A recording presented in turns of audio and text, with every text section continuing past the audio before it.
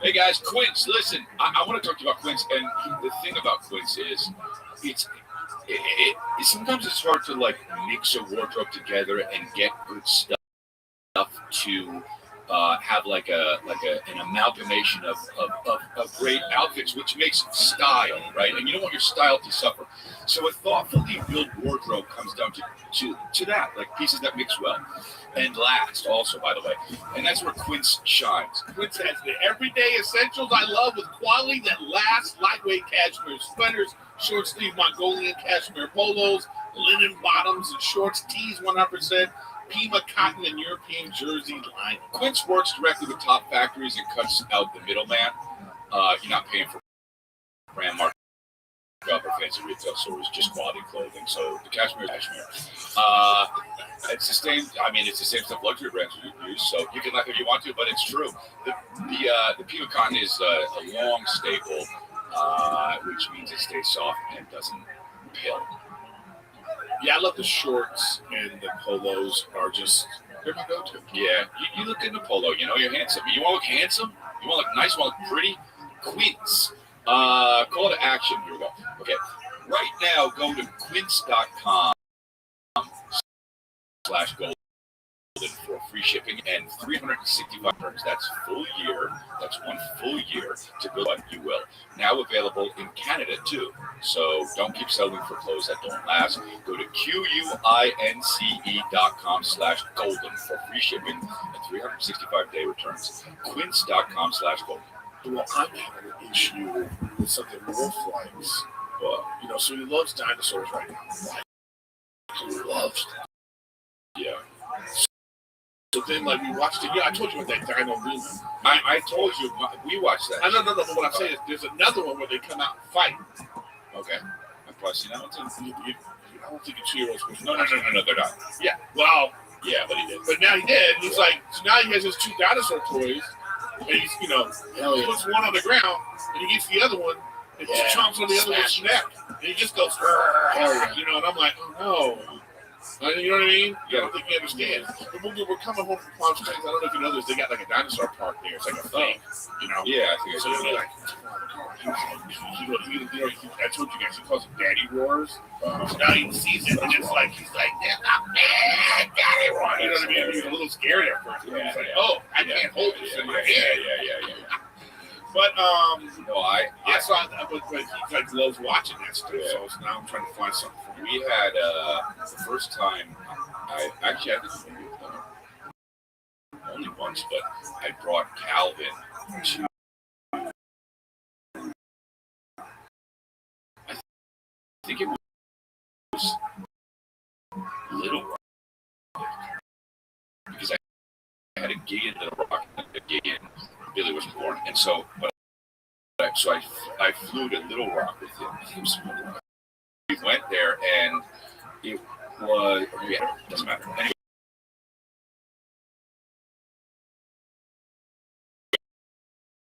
we went to the hotel room, and we just like were in the same bed. And we went to bed and woke up and went to Nashville. Bro, it was. We didn't even do anything. But It's priceless, brother. What's that? It's priceless. Yeah. It's priceless. Just priceless. Like we were driving back in teas, they lost the game. His dad, what? His dad, you like disappointed. Just so you know, this is I've had it years, dude. Years, man.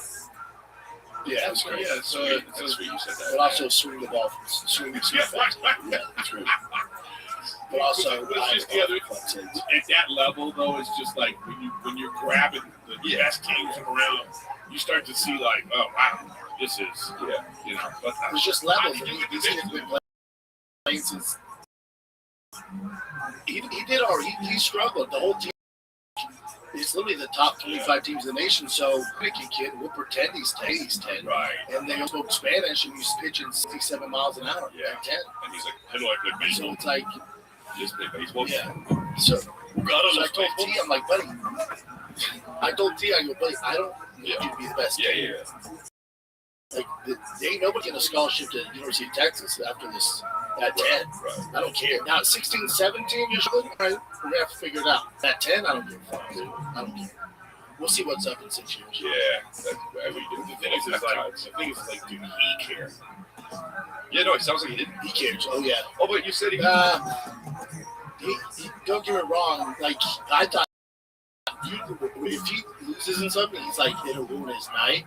So I think by him seeing that I was good, he was like, all right, maybe it's not the end of the world. You know. But you still, you know what though? You still want him to have a little bit of that. You know, like, Anybody who's great has that. Yeah. So that's good. That's why I was wondering how he was feeling. So Yeah. so truncate this. All right, I'll truncate it. If you want the longer, I mean, I'm talking about the whole episode. It was me telling the story. Yeah, it was the cliff notes, but it better be as fun as Eric's story. Nice. No, I already have my fun with it, but Probably wasn't going to be out. I'll try to do it in two papers. Okay. Well, I will. So I get it's the night before I leave. I've gotten 4 hours of sleep for the past 2 to 3 nights. So I'm not good like that, bro. Yeah. Why? 4 hours of sleep a night. I'm basically Do one night, but he needs. I can do one night, and that's not anything. Talk to me if I've had 2 nights. Wait, is this you got 4 nights of sleep in Australia? No. In Australia, I was sleeping 9 hours a night, and the last 2 nights before I left, I only got 4 hours because I was traveling around and stuff. Right. Oh, gotcha. So this was the 3rd night. Now I had no sleep, and I knew I was going to have no sleep because I had an early flight the next day to America. So, been there, brother. Yeah. Been there. Not the end of the world, but I'm tired, right? It sucks. Yeah, it sucks. So I'm like, I just want to get home to see my kids. So I'm like, you know what? When I get back from the show from Sydney, I'm just gonna crash out and go sleep. But then I'm like, no, dude. What I'm gonna do is room service. So I go to room service, and I'm gonna do the truncate version. The menu on the TV, you know, it says call downstairs. It's already annoying. Right, but I'm thinking for myself. Right? I go, I'm thinking for myself, and I probably don't have to call down. It's probably on the thing. I'm going to do all the extra steps that they want me to do. Right. Before I even, So look it up. Sure enough, there's a QR on the menu. So I go, there we go. I'm looking at the menu. It says call downstairs. So nobody picks up. Okay? I call downstairs. So that's okay. Maybe there is a cooking or something. So I go, Nice hotel, Chris? Is it a nice hotel? oh, real nice. I don't know why the cook is answering the phone. I get it. Yeah, I know. I don't either. But I'm giving them the benefit of the deserve. Yeah. They're human beings. I call again, no answer. I call again, no answer. I call again, no answer. What the fuck? So now I go downstairs. Wait. You didn't call the front desk. Oh, wow. No, I called all the desks. And nobody was answering. I called every. No one answered. All the desks. Wait, what time is this at? What time is this And I at? said, hey, get them available. Chris, what time is this at, though? What time? 11. A little late. No, a little late. Yeah, a little late. The hotel had to get I'm on their side They now. have 24-hour room service, and I walked by the lobby and saw 2 guys at the desk. So now, Mama's the third, huh? Can't get your tongue, Brandon. No, I'm still on their side. It's late for a meal. It's late for a Which meal. means, so they should be available. Nobody's checking. Yeah, they're fucking around. Nobody bothers them at 11, so they're like working around, like sucking each other off in the back. Okay, so you go to the front desk. So I get down to the front desk. Hey, dude, what the fuck? They're both there still. So I walk up to this dude and I say, hey, I try to call it down. It says on the thing, I did the QR. I thought for myself, and I did all this. But he's picking up. He said, oh, okay. You have to use the tablet.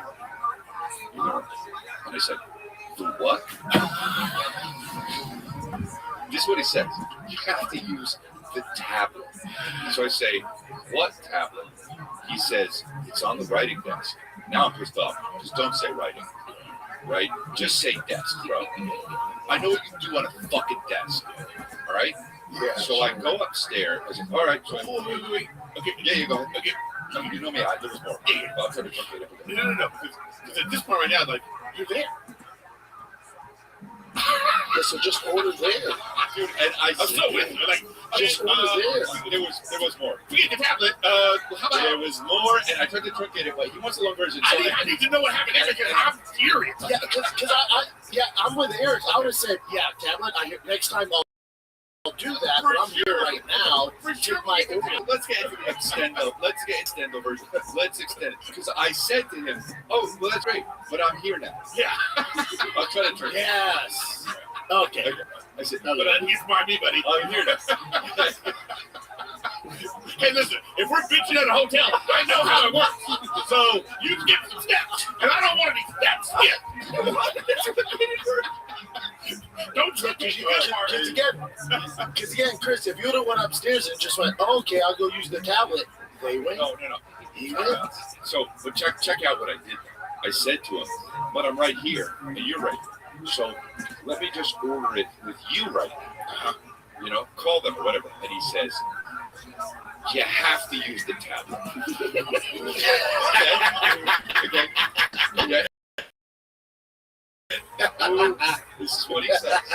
So now I'm so pissed off that it's fun because I'm like, because I get to say this to the guy. I get to say, okay, so what you're telling me is if I go upstairs and I use this tablet to order my food, that this food's going to come to my room.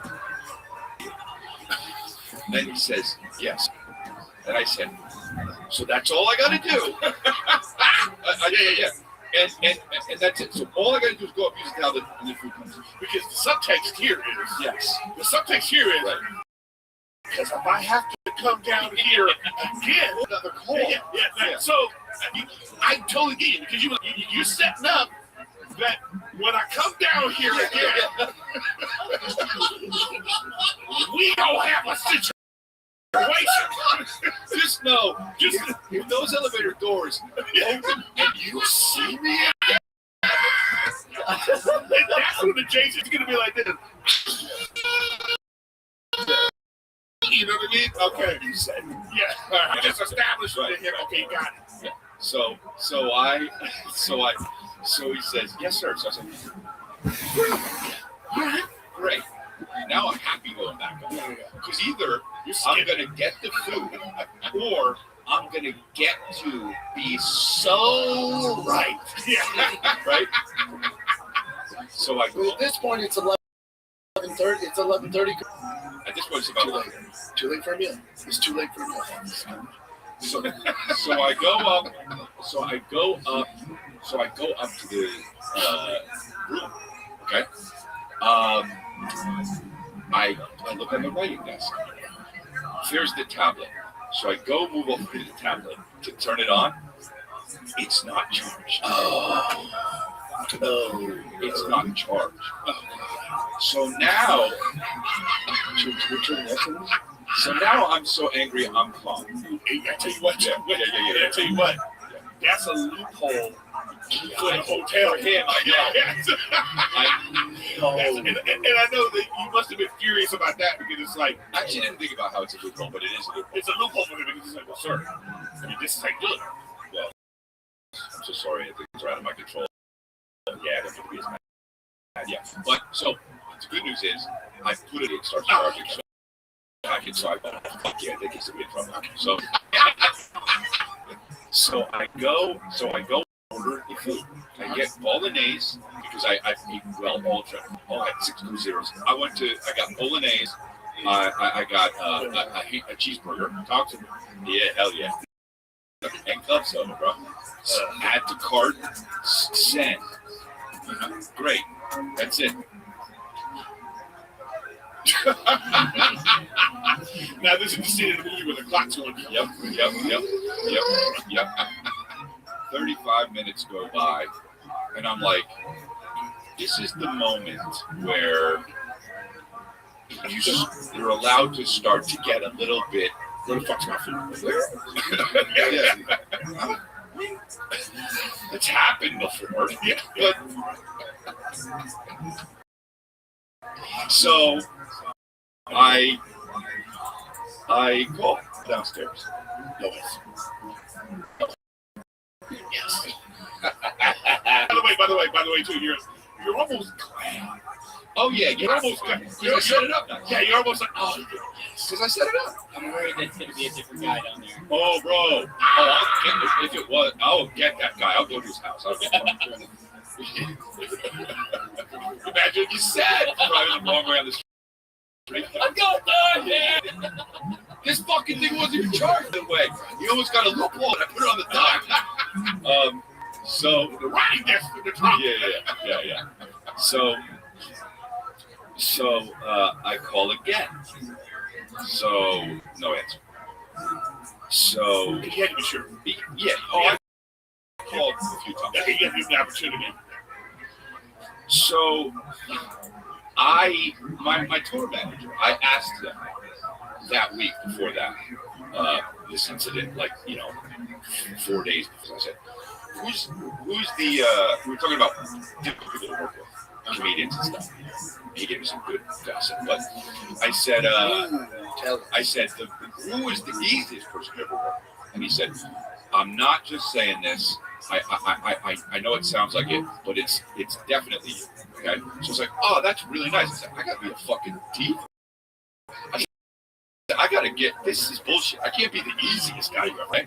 So this comes on, and I go, I'm gonna bother my tour manager with this. You know what? Some people have an ED issue, man.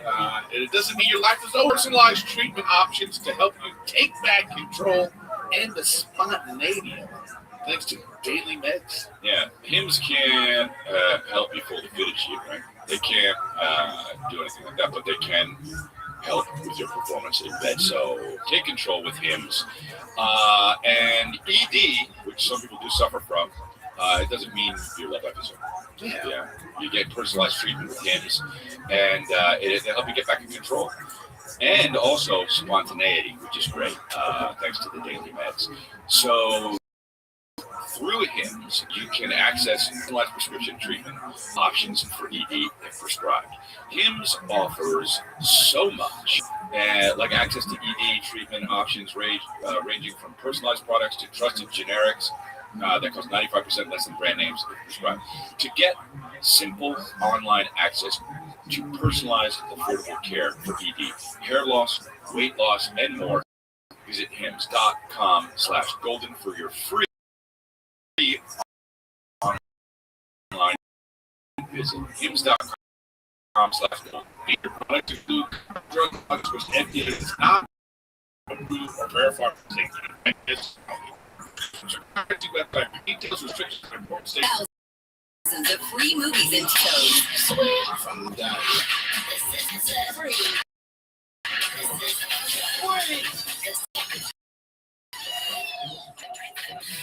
It's like Interstellar, Dream Theater. And TV shows like Survivor, SpongeBob SquarePants, The Fairly Odd Parents, and Ghosts. Pluto TV is always free. Pluto TV. Stream now, pay never. But at this point, everybody got to suffer. I'm like, wait, I'm the easiest guy to work with. This room didn't show up. It's his fault. So I text him, hey, dude, I've been waiting for this room service, and I don't know what to do this. Maybe you could help out? And he says, oh, let me see what's up. Felt good. So you're moving up the list. You Or down. Good up or down the Yeah. tip. I go, oh, it looks like my Giovanni's gonna be a little bit nicer than I am. So I and it's really nice. So I go, all right. So I call it down, and then he hits me up, the manager, my tour manager, and he says, hey, they said you have to call down.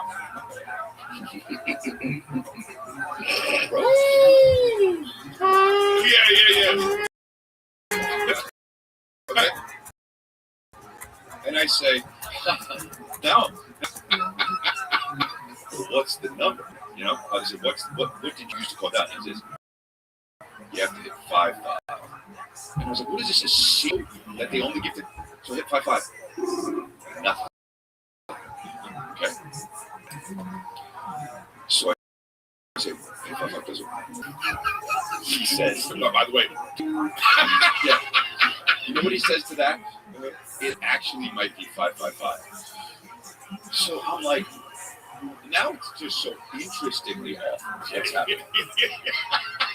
Since what?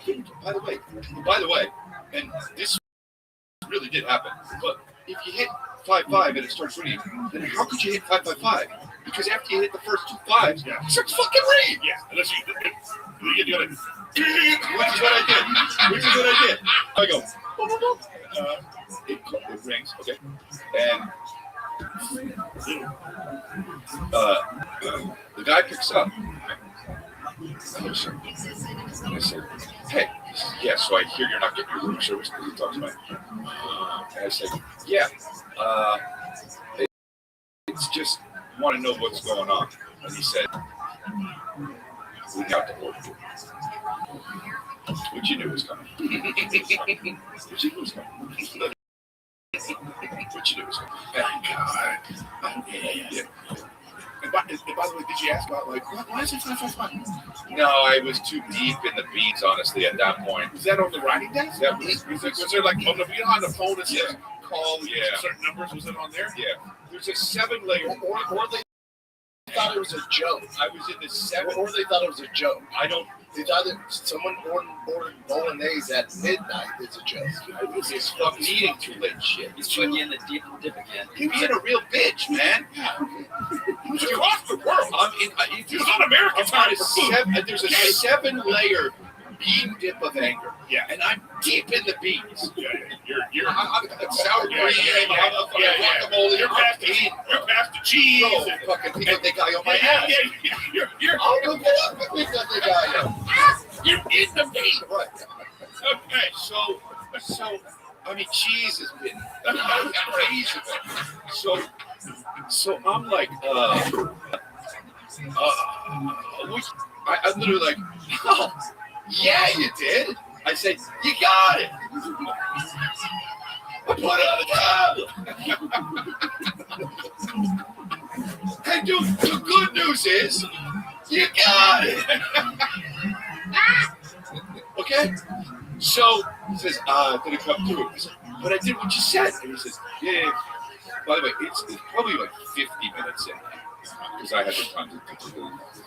So I say, so where's the cheeseburger and bolognese? And he says, oh, I said, can I order from you? And he says, what it is, and he starts talking. Then, while I'm on the phone with the guy, this is what I hear. And I go, I wish I had my suit on. Let's play. I look in the mirror. What's your time? Let's go, dude. Okay?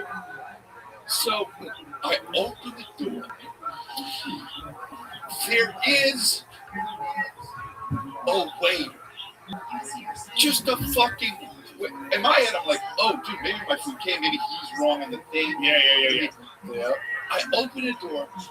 Here's a waiter. Like I'm at a fucking sit-down restaurant. Right. Like the guy is just coming to my table. Okay? He's got a tray and a notepad. So by the way, I left the phone off the hook. He's still on the phone. He says, did you want room service? And I go, excuse me one second. Yeah, because You all need to be This is gonna be a collective go off. Everybody needs to be involved. We can't be wasting this go off on separate. Everybody needs to get in a little group huddle. One time thing. I feel like, oh, I've achieved it. We're all here. No one's going anywhere. Now you just can't leave. Like You should have called the manager on the phone too. Put him on speaker and be like, "You need to be a part of this, Mr. 555." Yeah. Your body's moving up and up tonight. Now you can't leave. I'm doing the good fellowship. So I go up. Hey, so there's a guy here. He wants to take my order. And then he says, yes, sir. And I said, What'd you say? I've been waiting for an hour for the food. Am I real? I don't know how to say his name, Robbie. Yeah, Rabbi. How are you, big dog? How are you, bro? I haven't spoken to you in about 2 years. I don't think you remember me, but All right. I remember when you first started doing this shit. Okay. Well, very well. How you living, Cord? I've been good, Robbie. How'd you find out about me? I think I found you on Hayden Boss's Discord server. Oh, for sure. Yeah, definitely. Yeah, I don't know what happened to that. Is that Discord still a thing? It is, but he doesn't go in there anymore, and it kind of died out. Oh. Yeah. So what's good, son? How come you said VCs all day? Like, Why not? What else do you want me to do? why not? Do you not have a personal life? I have an amazing personal life. I've got thousands of friends, my friend. What do you want to know? Ooh. So yeah, it's 20 questions. Okay, well, cool. You got like 17 more to go. I'm good. All right. So how have you been? What's new? I've been working. Yeah, nothing much. Just been working. Good morning. Yeah. Been Excellent. supporting Trump. Okay, well.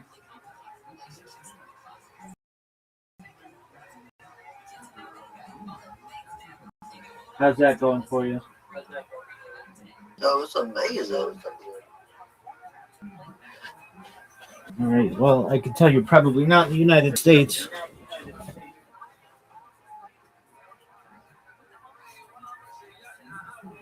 Because he has like a 25% approval rating. Yeah. I remember when you had a baby face. Oh, well. Glad to have you, my man. Yeah. So what's on your agenda for this weekend? Huh? What's on your agenda for this weekend? Excuse me? What's on your agenda for this weekend? Oh, I'm going to go this week. Apologies. Can you repeat that? I'm going go-karting this weekend. Oh, that's tight. Excellent. Yeah. Very cool. So you're going go-karting. Are you good at go-karting? Yeah, no. Oh, I'm pretty good. I've been doing it for about 15 years. Yeah. Oh, very cool. Do you have a certain car that you like? Student go-kart. Yeah. Oh, my dream one is the V8 engine with 2 packs. It's my dream one. Oh, okay. But the one I currently use is a old engine from 2015. I don't know what it's called, but yeah, I don't really. How fast does it go? It goes 50 miles per hour. Wow, so that's like a real car. Well, did you go with Fred?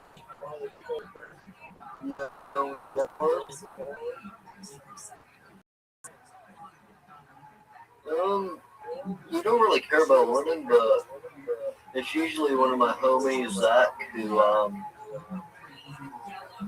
he's been doing it for about 23 years. He's been doing it since he was like 8. Oh, He's okay. pretty good at that shit.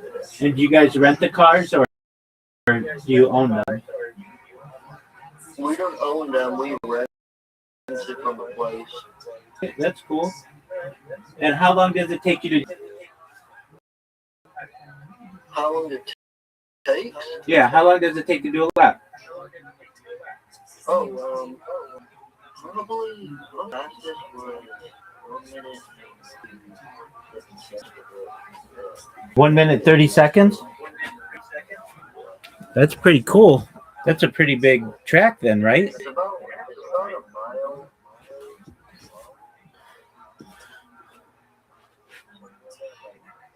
Between a mile and like the whole track is a mile. Amazing.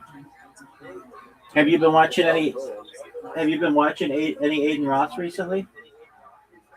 No, I don't watch that guy anymore. I don't know. I watched him like 2 years ago, and I saw you.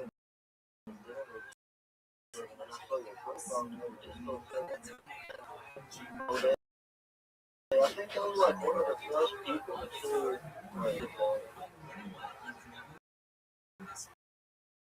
Oh, okay. Well, very cool. I appreciate you being here, and you're always welcome.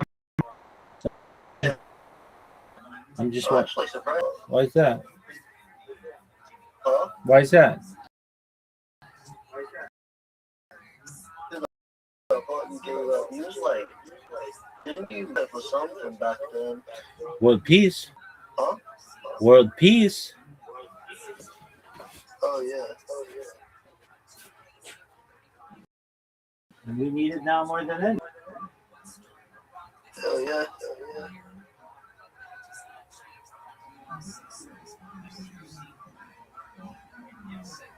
Well, cool. What made you come in today? I was in a VC. I just seen you at VC, and I was like, let's see how this guy's doing. He's because I haven't spoken to you in a long time, so yeah. All right. Well, very well. I'm just chilling, setting up robots, and just programming. Watching any kick streamers? Well, How's he? he's alright. He's like, he says retarded shit, but he's alright. Why do you say that? No, he's like, I love you, dude. He says that kind of shit. Do you watch any female streamers? I watch Sky Bree. All right. How's she doing?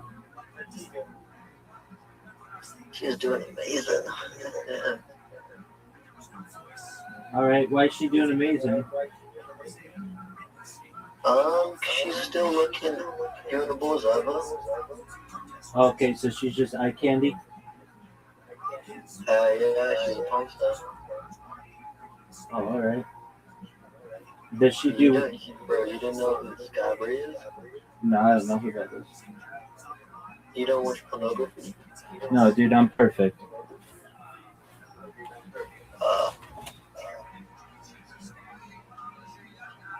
And she streams on Kick.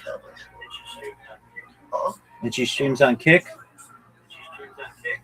Twitch. Oh, on Twitch. Oh, do you watch any Kick streamers? Kick streamers? Yeah. I don't like it. I just watch Clap and maybe Neon a little bit time to time. But I don't really watch Kick anymore. I used to watch just Aiden Ross and that. You used to watch Aiden Ross on Kick?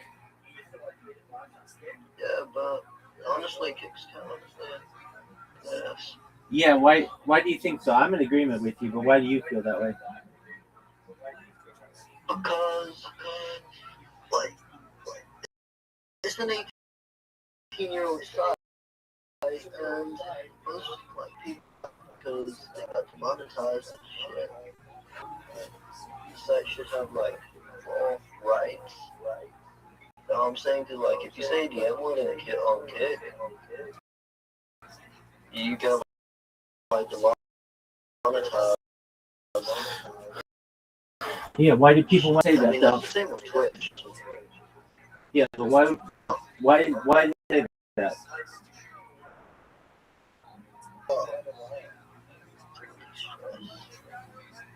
I mean, don't you think that makes them look Like uneducated and small-minded? Not really. I mean, depends how you call a white person to make it sound dumb. But you call a black person to make that mean. Oh, you're saying so if anybody says it, not just if a certain gender says it? I mean, I don't really care about what people say. I mean, it's just Twitch and Kick probably like low things like that kind of stuff.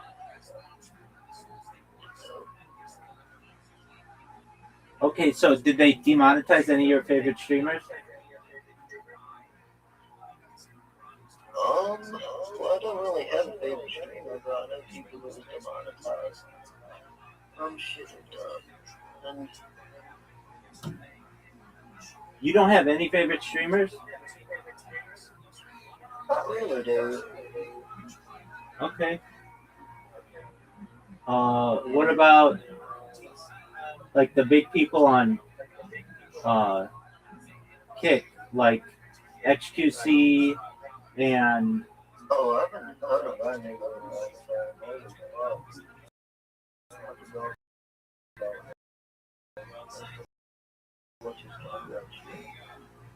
what'd you? I haven't heard that in a long time. Oh, okay. What about like? Oh, we think like Neon. Yeah, he's alright. I mean, I was only watching him because the hot chicks were bad. You know, people like him, he's like 20 years old, but he's hides behind that security. I don't know, he's so strange. Okay, what about do you ever watch Eddie Craven, the owner of Kick streams? I just really watch XQC, Adam Ross, Neon Lab, etc. What about Amaranth? Huh? Amaranth. No. Okay. What about um? Do you ever watch Jack Doherty? He got kicked off there. I used to just watch IRL streams and gambling streams. Holy fuck, 2023 was peak. What about Action Man? Do you ever watch Action Man?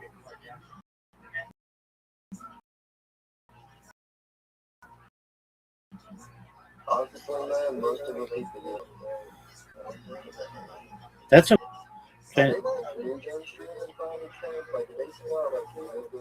No. They're OGs. They've been doing it, especially on Kick. Yeah. They've been doing it on Kick for a long time. But I know a lot of people have just given up on it.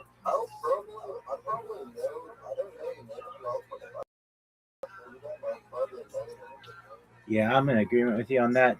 What about what is that guy's name? Sam Bond. Sam. He's just at Sam. I don't know what his last name is. That's okay if you don't know who that is. What about let's see, who else would be maybe someone you might know. I mean, I just know like old ones. How about Ditchers?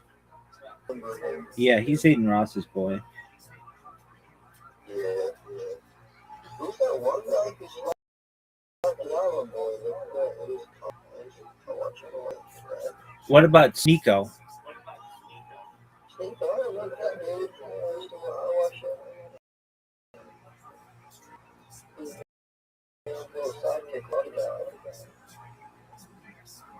What about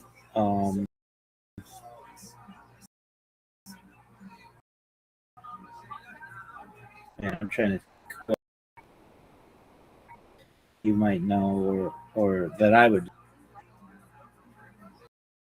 That's about it. I used to go in that Discord a lot, but then he got big and they shut down the Discord. It used to be like a public Discord that was like everybody was in there, and then they made it only in there, and that killed it.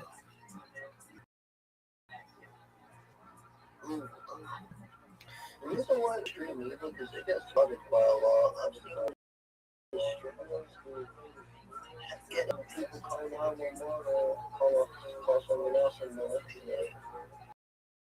Just watch it. That's enough. People don't really stream anymore. The police should do a better job with that. Like, you don't have to go in guns blazing if somebody says whatever. I mean, I get it. Imagine, but you gotta imagine this. Imagine if someone was actually, like, they usually say, for example, hello, my family is being held hostage. I need help, right? Usually say that kind of bullshit. It's a real life situation. I mean,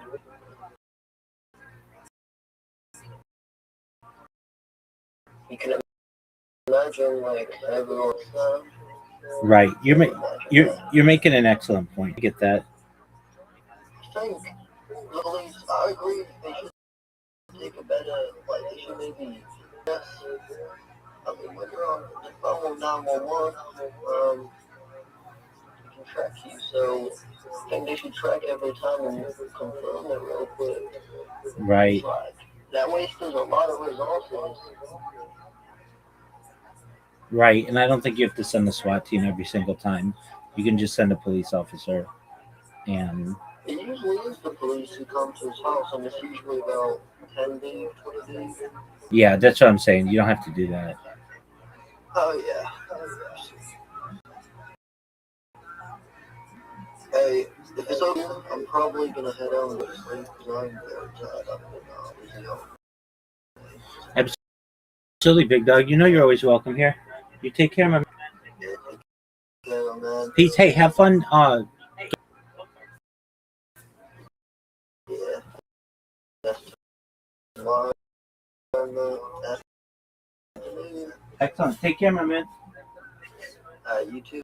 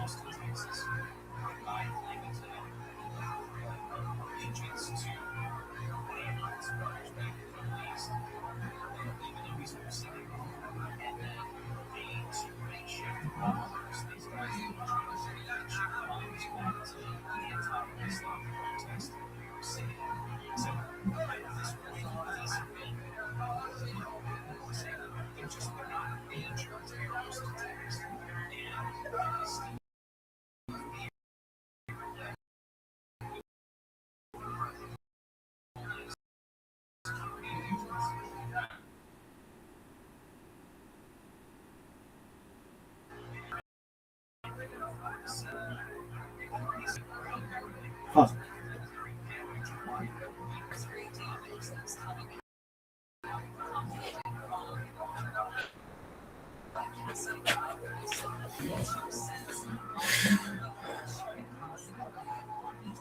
At this point, it was actually over an hour.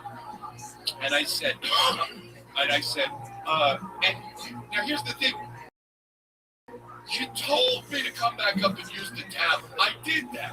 And you're telling me that it's not there. So now an hour later, you send up a guy. And I'm saying fuck. I'm saying shit. I'm saying this motherfucker. I mean, I'm an asshole, right? Okay.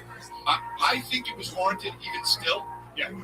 But my wife would not have thought that, bro. My wife would have been like, okay. No, that was so great. I was going to come up and use the tablet, and I said there was no other thing. Yeah. So he says, unfortunately, sir, I'm so sorry. Yes, it was a huge mistake. I know we really messed up. And I'm like, yeah, you fucking messed up. And now I got a waiter. You're done. So you're telling me if I order for waiter, and then bro, he was so like he hadn't seen it before, but it looked like it was like his second week on the job. So and I said, you're telling me if I order, it's not this guy's fault. So I'm like this. You're telling me if I order from this guy that the food's gonna come after that. So if I tell him bolognese and cheeseburger, so he says, yes, sir, that's what I'm saying. I said, that's what you're saying?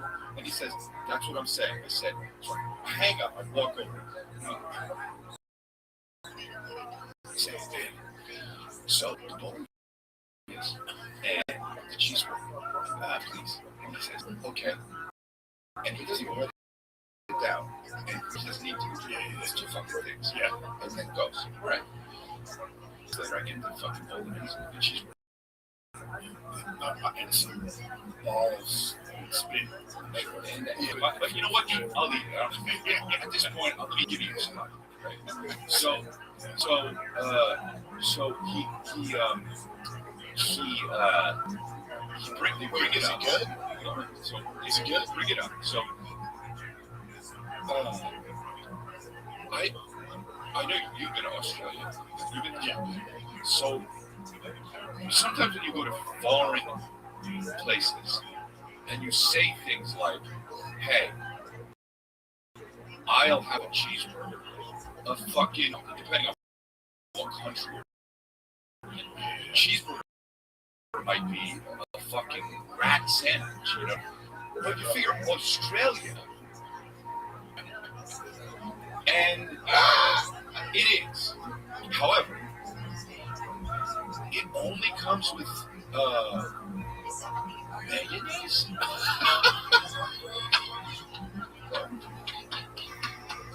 And by the way, this is a whole other level of the this is a branch, another tree.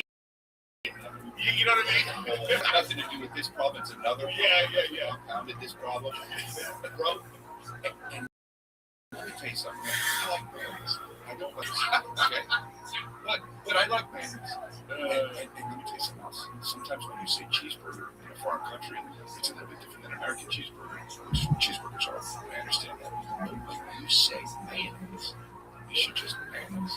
It shouldn't be fucking different mayonnaise with weird green things in it. And that's what it was.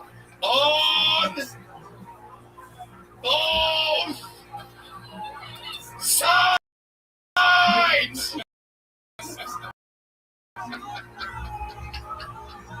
It was a fucking insane Dressing? Was it 1,000? straight up disgusting mayonnaise. That's what they should have called it. Would you like disgusting mayonnaise on it? Bro, and then the bolognese wrong. It was soup, basically. And they charged me. Oh, wow. I signed the thing and said how much it was. But bro, up 2 hours because of it, so we didn't get the extra sleep. Yeah, So jet lag was a motherfucker. I forgot his chest up there. Nice candy. Amazing.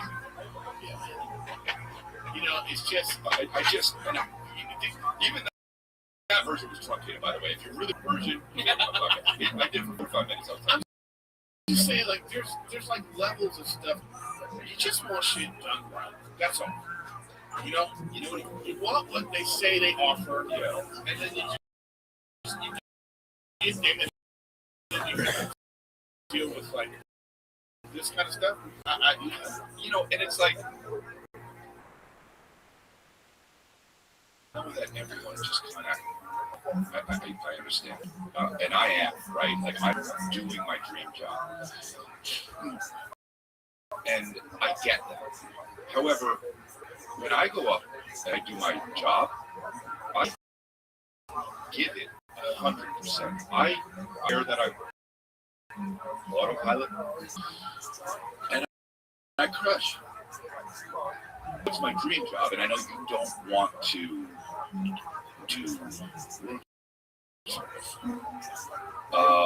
right, but at least do it like 60%.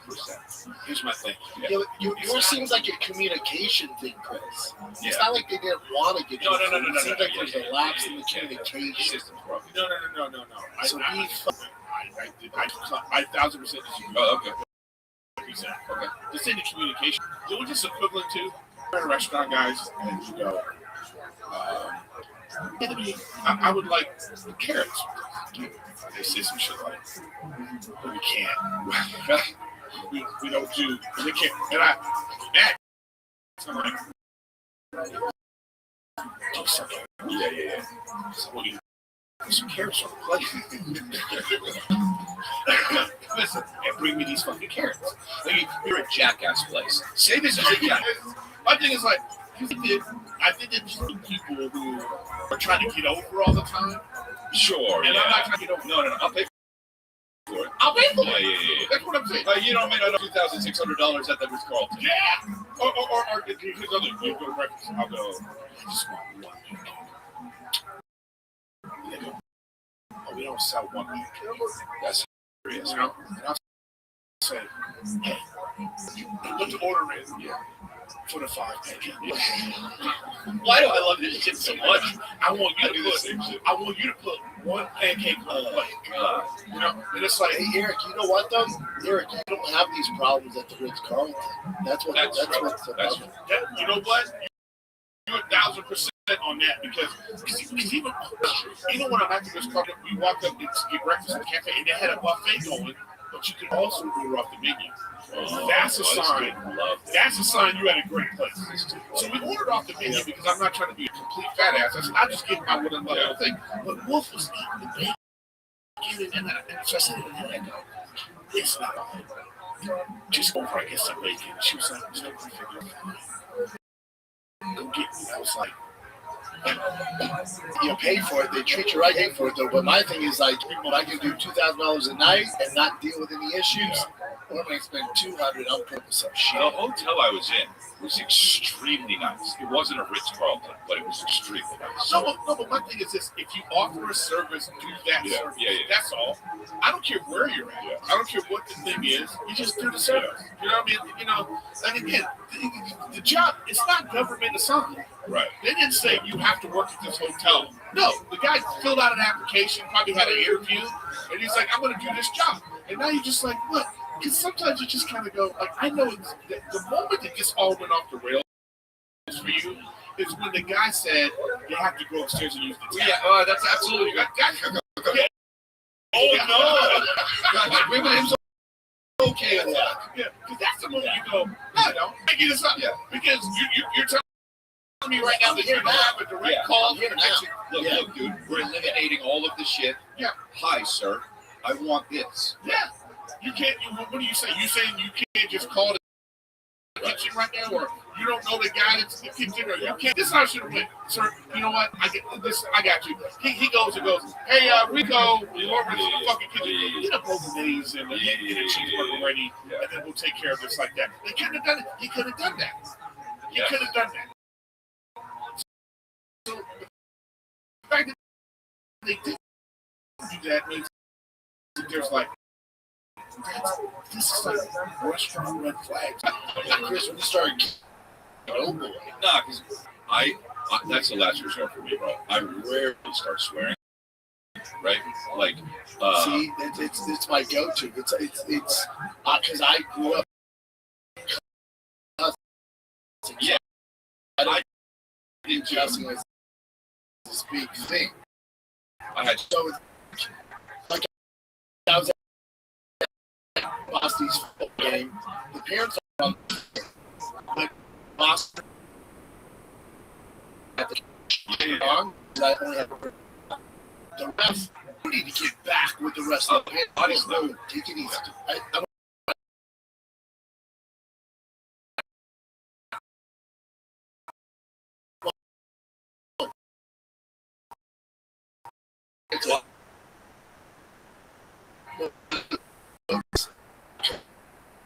Yes, I did too. Justin is this big thing.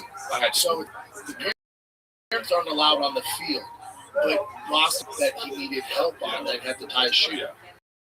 So I run out there. I don't have the coach's shirt on because I only have it for baseball. The ref sprints over. He goes, "You need to take it easy. This is my son. I'm going to be 30 seconds. I'm going to tie his shoe and give him some tips." He goes, "You need to get back in the field." I go, "Fucking relax." Well, yeah, fucking but relax. I go, "It's not the Super Bowl. Yeah. He's 6. I'm Yeah. trying to help my son out." yeah, And he goes, "Oh," and he's like an older dude. He goes, "Oh, we're cussing at each other now? We're gonna cuss in front of the kids. We're cussing at each other." I went, "No, you're right. My bad. My bad." I said, "It's how I talk." I said, "I'm not. You're right. you handled that right. I think you handled that good. Yeah, but you know why? This guy always has to handle shit like that. Because it's like, what? Here's the thing. Oh, I know. You're like this 6'4". Yeah. You can lift 7,500 pounds. So you, Yeah. let me not because it's like this is not going to end well in the end for you. So it's at the moment somebody starts to act like, "Oh, you're trying to," you got to be like, "Oh, it's now kill this guy." Yeah. You know, it's next time. Well, But good for you. I don't want to escalate to that because nothing good to come out of it. Yeah. I get Tigers one of this baseball game where it was terrible. Bad anymore. I'm like, what are you gonna do?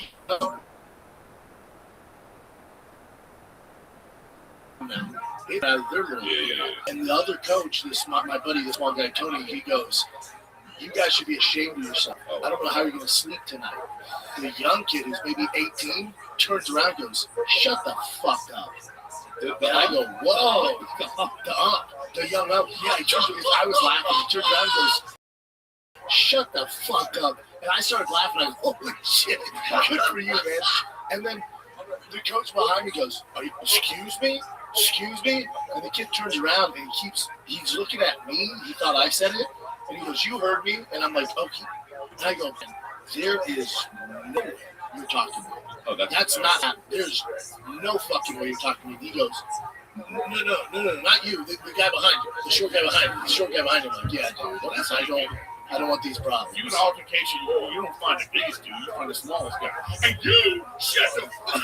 You find the smallest You know, dude, but he's like some young kid and he seems shy. So when he told him, "Yeah, I don't know how you guys are sleep with yourselves tonight," he just takes his hoodie off and goes, "Shut good for you, young man." Okay, here's the thing.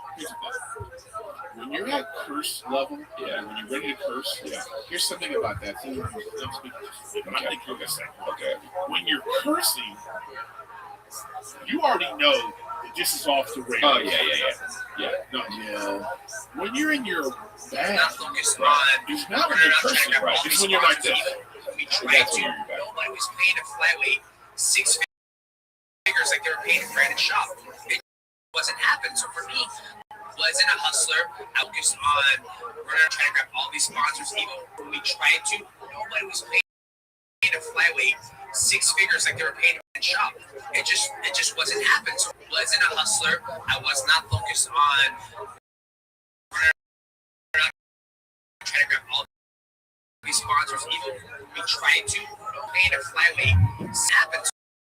It just me wasn't running around trying to grab all these sponsors, even when we tried to. Nobody was paying a flyweight six figures like they were paying a branded shop. It just wasn't happening. So for me, wasn't a hustler. I was not focused on running around trying to grab all these sponsors, even when we tried to. Nobody was paying a flyweight six figures like they were paying a branded shop. It just wasn't happening. So for me, wasn't a hustler. I was not focused on running around. Even when we tried to, nobody was paying a flyweight six figures like they were paying a branded shop. It just wasn't happening. So for me, wasn't a hustler. I was not focused on running around trying to grab all these sponsors.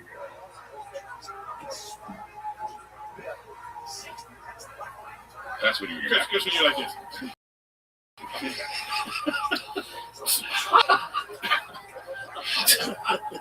Yeah, when you're in your bag, bro. Because I'll tell you, this happened to me at I was at a GameStop. When we tried to, nobody was paying a flyweight six figures like they were paying. So he said that the kid behind the counter said, he goes, well, this is not our responsibility. You told this story. That's exactly what happened. When you have to explain this shit, that's when you're like, we're going to get this stalled. Because that's when you're like, no, you need to learn. Oh, man. I love it. And that's the guy, that's why you wanted the same guy. Like, this would have been different. Just a different guy. And it was a different guy. Because he was Oh, good. You walking up to him? Yeah. Out loud across the lobby. Hey. Oh, You know, good. It's just, there's so much of that in society right now. Yeah. It's just like, Yeah. people are doing, like you said, people are doing things they don't really Yeah. want to do. Yeah. And you just kind of like, you know, Yeah. When you're smack dab in the middle of it, are you like, this is going on the podcast? Oh, I want. Yeah, sometimes. Yeah, if something like that happens, I don't know if I did it for that time, but for sure I go. Oh, great time on the podcast. What a great time on the podcast. Would you like to hear it or not? I had a crazy experience. It's on one of my episodes on the St. Louis hotel in St. Louis, and it was just awful. It was like right after COVID, and I was on the phone in St. Louis saying, like, in one of these things, I don't know what's going on. I was like, are you kidding me? I said, you know, I have like a really successful podcast. I'm going to talk about this. And you know, hundreds of thousands. And she said, that's fine. it's so funny you say that because I said that at Palm Springs. Oh, that's hilarious. That's the front desk. I said, I just want you to know, I even let me read you the text message that I sent to the guy, you know, the director of the thing. Well, I'll find it. Okay. You know. Yeah. No. I said to him, this hotel, the way this hotel treated us, I'm never coming back here again. And I'm going to talk about this on every podcast I go on. Anytime with the press, I'm just going to bring it up. This place fucking sucks. So, Eric, how was your role in the movie? I want to talk to you about this. Sometimes you have to do Supervisor. If they know who you are, like I had an issue with a big car brand, I would say it is, for my wife. We bought her brand new car, drive down the road, engine blows up. They get her new one, drive down the road, engine blows up. And she has the kids in the car. Jeez. So I'm like, we gotta fucking figure this out. It's taking like 4 months, blah, blah, blah. We go through all this shit. We're going back and forth. I didn't even say anything. And they're like, all right, what we're going to do is compensate you with this car at this fraction of the price. And then I'm like, all right, that works. Cool. I get the car for half off, brand new. This is fucking lit. And the guy goes, and then I get an email that says, we will do this for you if you do not disparage or talk about this on the podcast. Good. I was like, oh, we got some Patreon listeners. Oh, that's cool, man. Yeah, absolutely. okay, I had a. I can't say. Not that I would do that. Not that I'm not going to weaponize the fucking podcast. Yeah, I don't. I don't know. You don't weaponize it, but the threat of it is important. Because I had a thing. Credit card was being charged. I thought I canceled it. Yeah. I didn't know this. Right. For 2 years. Right. That's fucked up. $8,000. Okay. So I go to the place and I'm like, So you went to the massage party. What did you say? I'm like, hey, I haven't stroked myself in 2 years. I canceled this. I don't work there anymore. Yeah. And I'm like, hey. So I remember what I said. So they said, we're willing to give you 6 months. I was like, no. And I said, this is so funny. I go, I don't know. I've done podcasts. I said, I was broken. It's hilarious to bring up other people. It's hilarious. Yeah. I said, yeah. It's like 10 years ago. I was like, how? Do you want that? You know? Yeah. Oh yeah, no, that'll fucking shit though. I think. A week later, it's like, No, I've used it once. Guess what? I'm gonna give it back, but I had to sign it. Yeah. I've done it once. I was taking a bat back to Dick's Sporting Group. My buddy Anthony was with me in Caruso. For whatever reason, I didn't bring my fucking wallet. I just paid the bat that day. And it's like a young kid. There's an older lady there, and she's like, we can't do anything without your ID. We can't do it. It's you.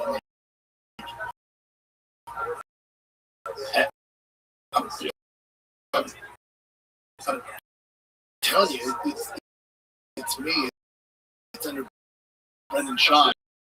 And she's like, yeah, but how would we know it's you? Wow. That's hilarious. I hate being this guy. Yeah. Can I have the bat? Yeah. Ryan can. She's like, oh. Wow. I would have been like, you with me.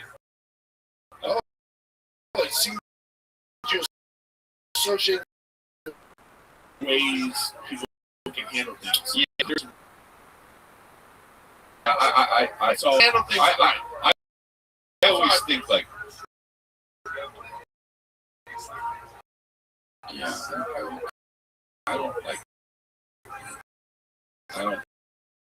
I think there's a bit like, remember, like, it's a cool thing to do. that's shit. People say this, but maybe I'm old school. You don't fucking, you know, I don't think I didn't mention the hotel here, but outside. Yeah, correct. But right now, it's like They monetize. Yeah. monetize well. I'm sorry, I'm lost. I'm saying, like, the reason why people snitch is because they monetize the snitching. Yeah, That's why we live in a They get society. views from the snitching. Yeah, They get views from it. This is a, no, I understand. This is crazy. It's still bitch shit though. Yeah. But a lot of it's on the dads. Like, if Bosty comes to me and goes, Dad, Tiger said this, I'm like, okay, well, you're both in trouble.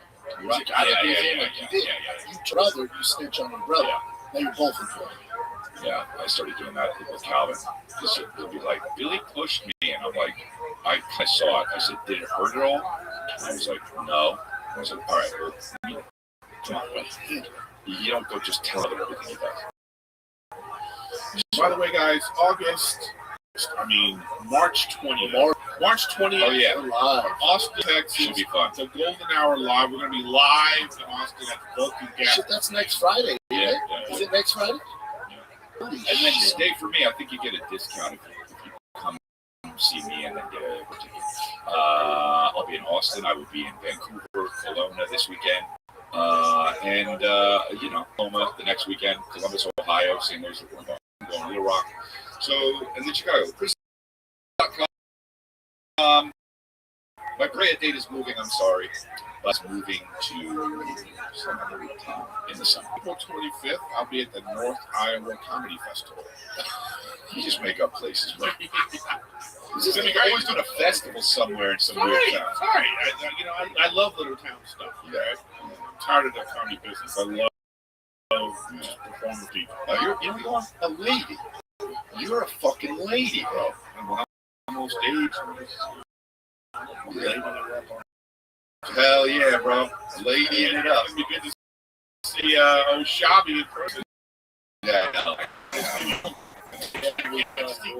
I'll bring my cowboy hat. Yes, for sure. Bring some for us. All right, buddy. Be good. All right. Later.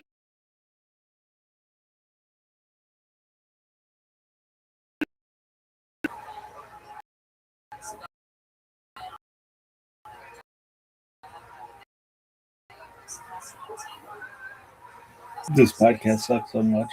And then he puts out another one, and it's the same shit. It's so the worst. Really? I just listen to fucking an hour of assholes complain about room service. I almost said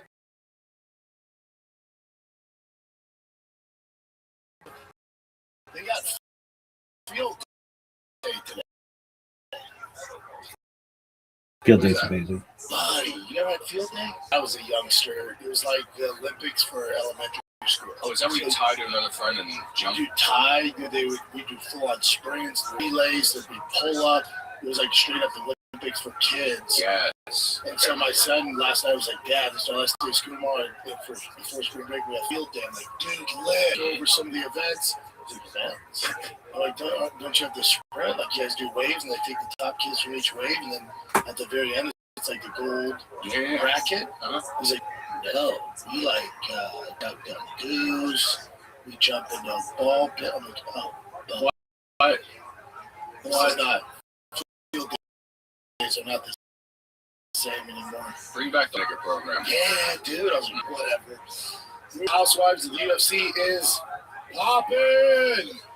Oh my God, there's a lot to get into. Good thing Nicholas suggested doing 2 shows a week because there's so much to get into. You had the press conference with Netflix with Rhonda and Gina, the great Hero Hawani at the helm there, and both treat because I knew Gina's never been. How do I say it? She's great, but she's not like this eccentric. She's not a huge personality.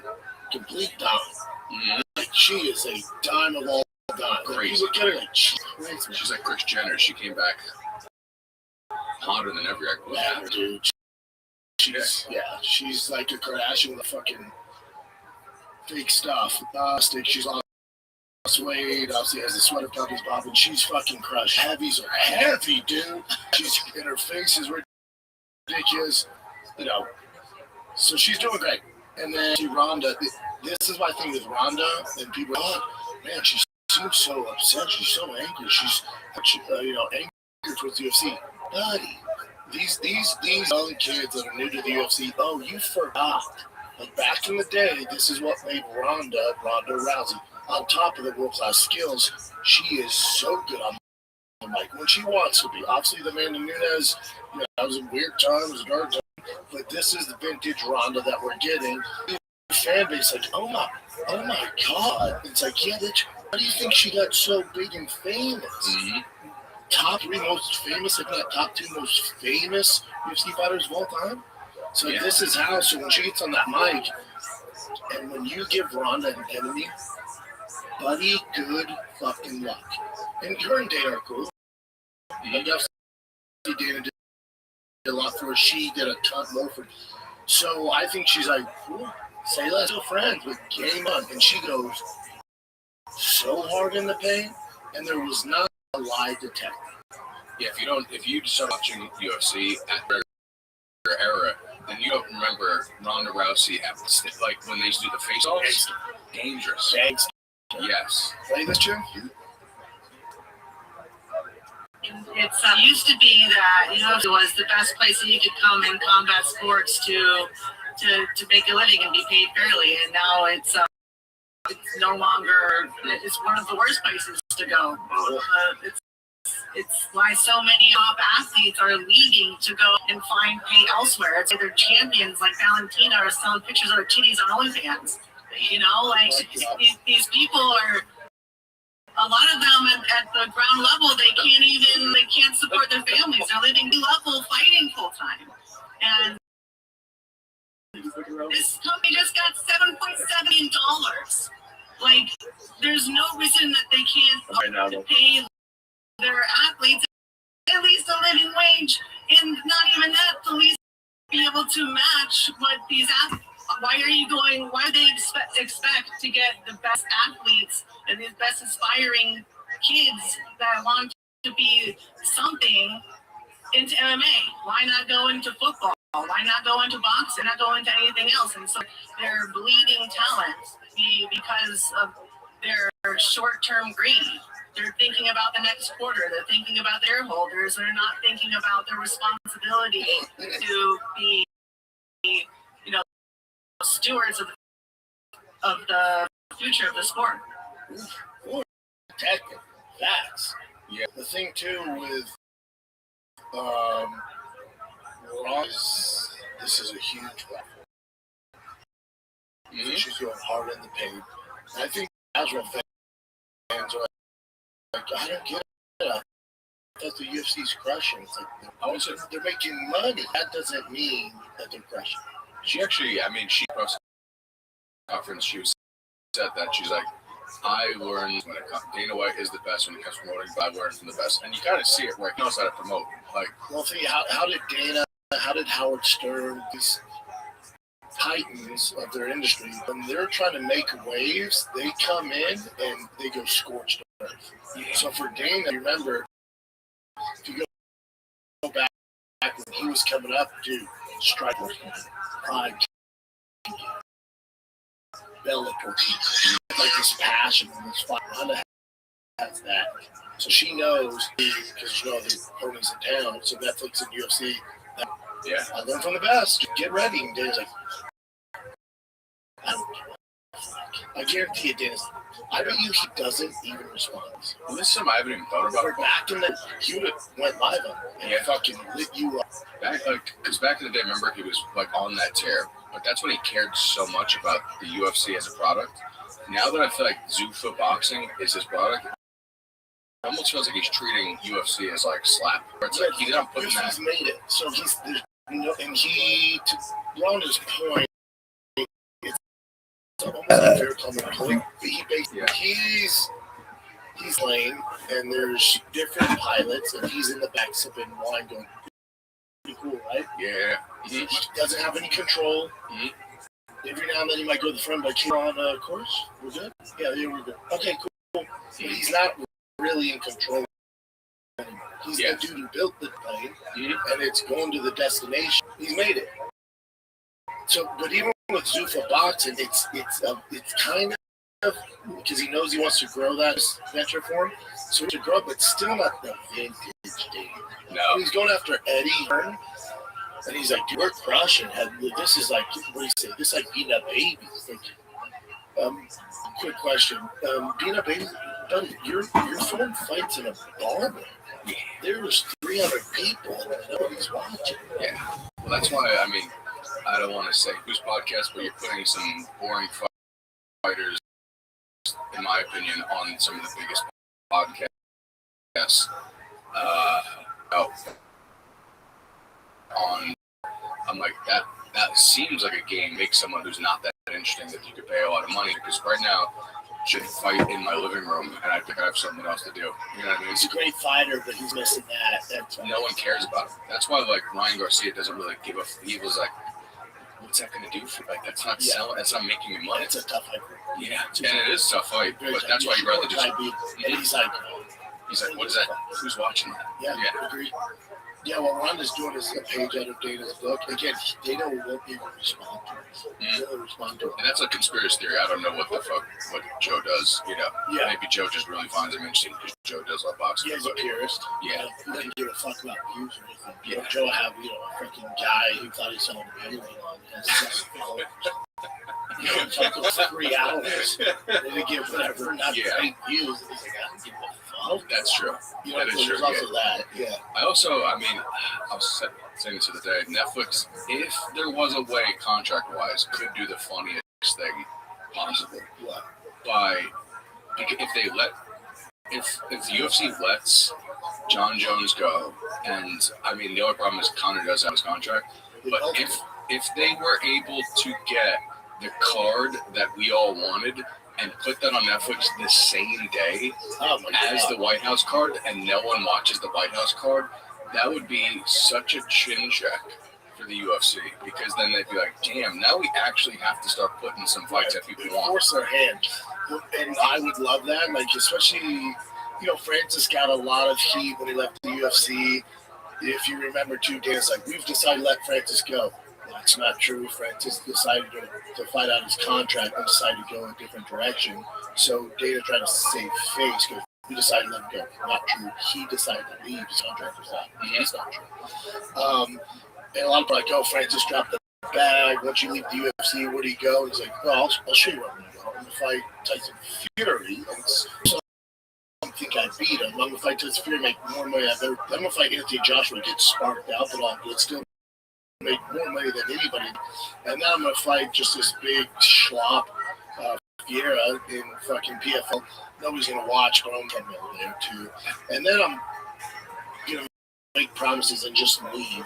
When leave, I mean, I'm going to be on Netflix and fight again with a guy who's not great. Everyone's going to watch. I'm going to make probably 10 mil. Yeah, was it like $50 million so far? How long he would have to fucking do it 10 years of the UFC? Making $600,000 at the end of his career. Yeah, $600,000 as a champion. That's why when he says it's not about legacy, it's about like at this point he's like, But we're prize fighters. yeah. The number one word in that said prize. The prize is cash. Who's paying those cash? That's where I go. And then now Francis set up, so he did it right. What he's doing. People are really trying to think, oh, Jesus Christ, you're so dumb. When it comes to John, my hopes in all this is, I said this on Monday's show. So Tom Aspinall signed with Eddie Hearn is for a variety of reasons, but one of the number one reasons is he's gone through these antitrust lawsuits and stuff like that. UFC has to play kind of nice with a lot of guys. So you see guys on RAF, you see guys doing other competitions. There hasn't been any striking, a lot of grappling. Like what Armin's doing, would never allow.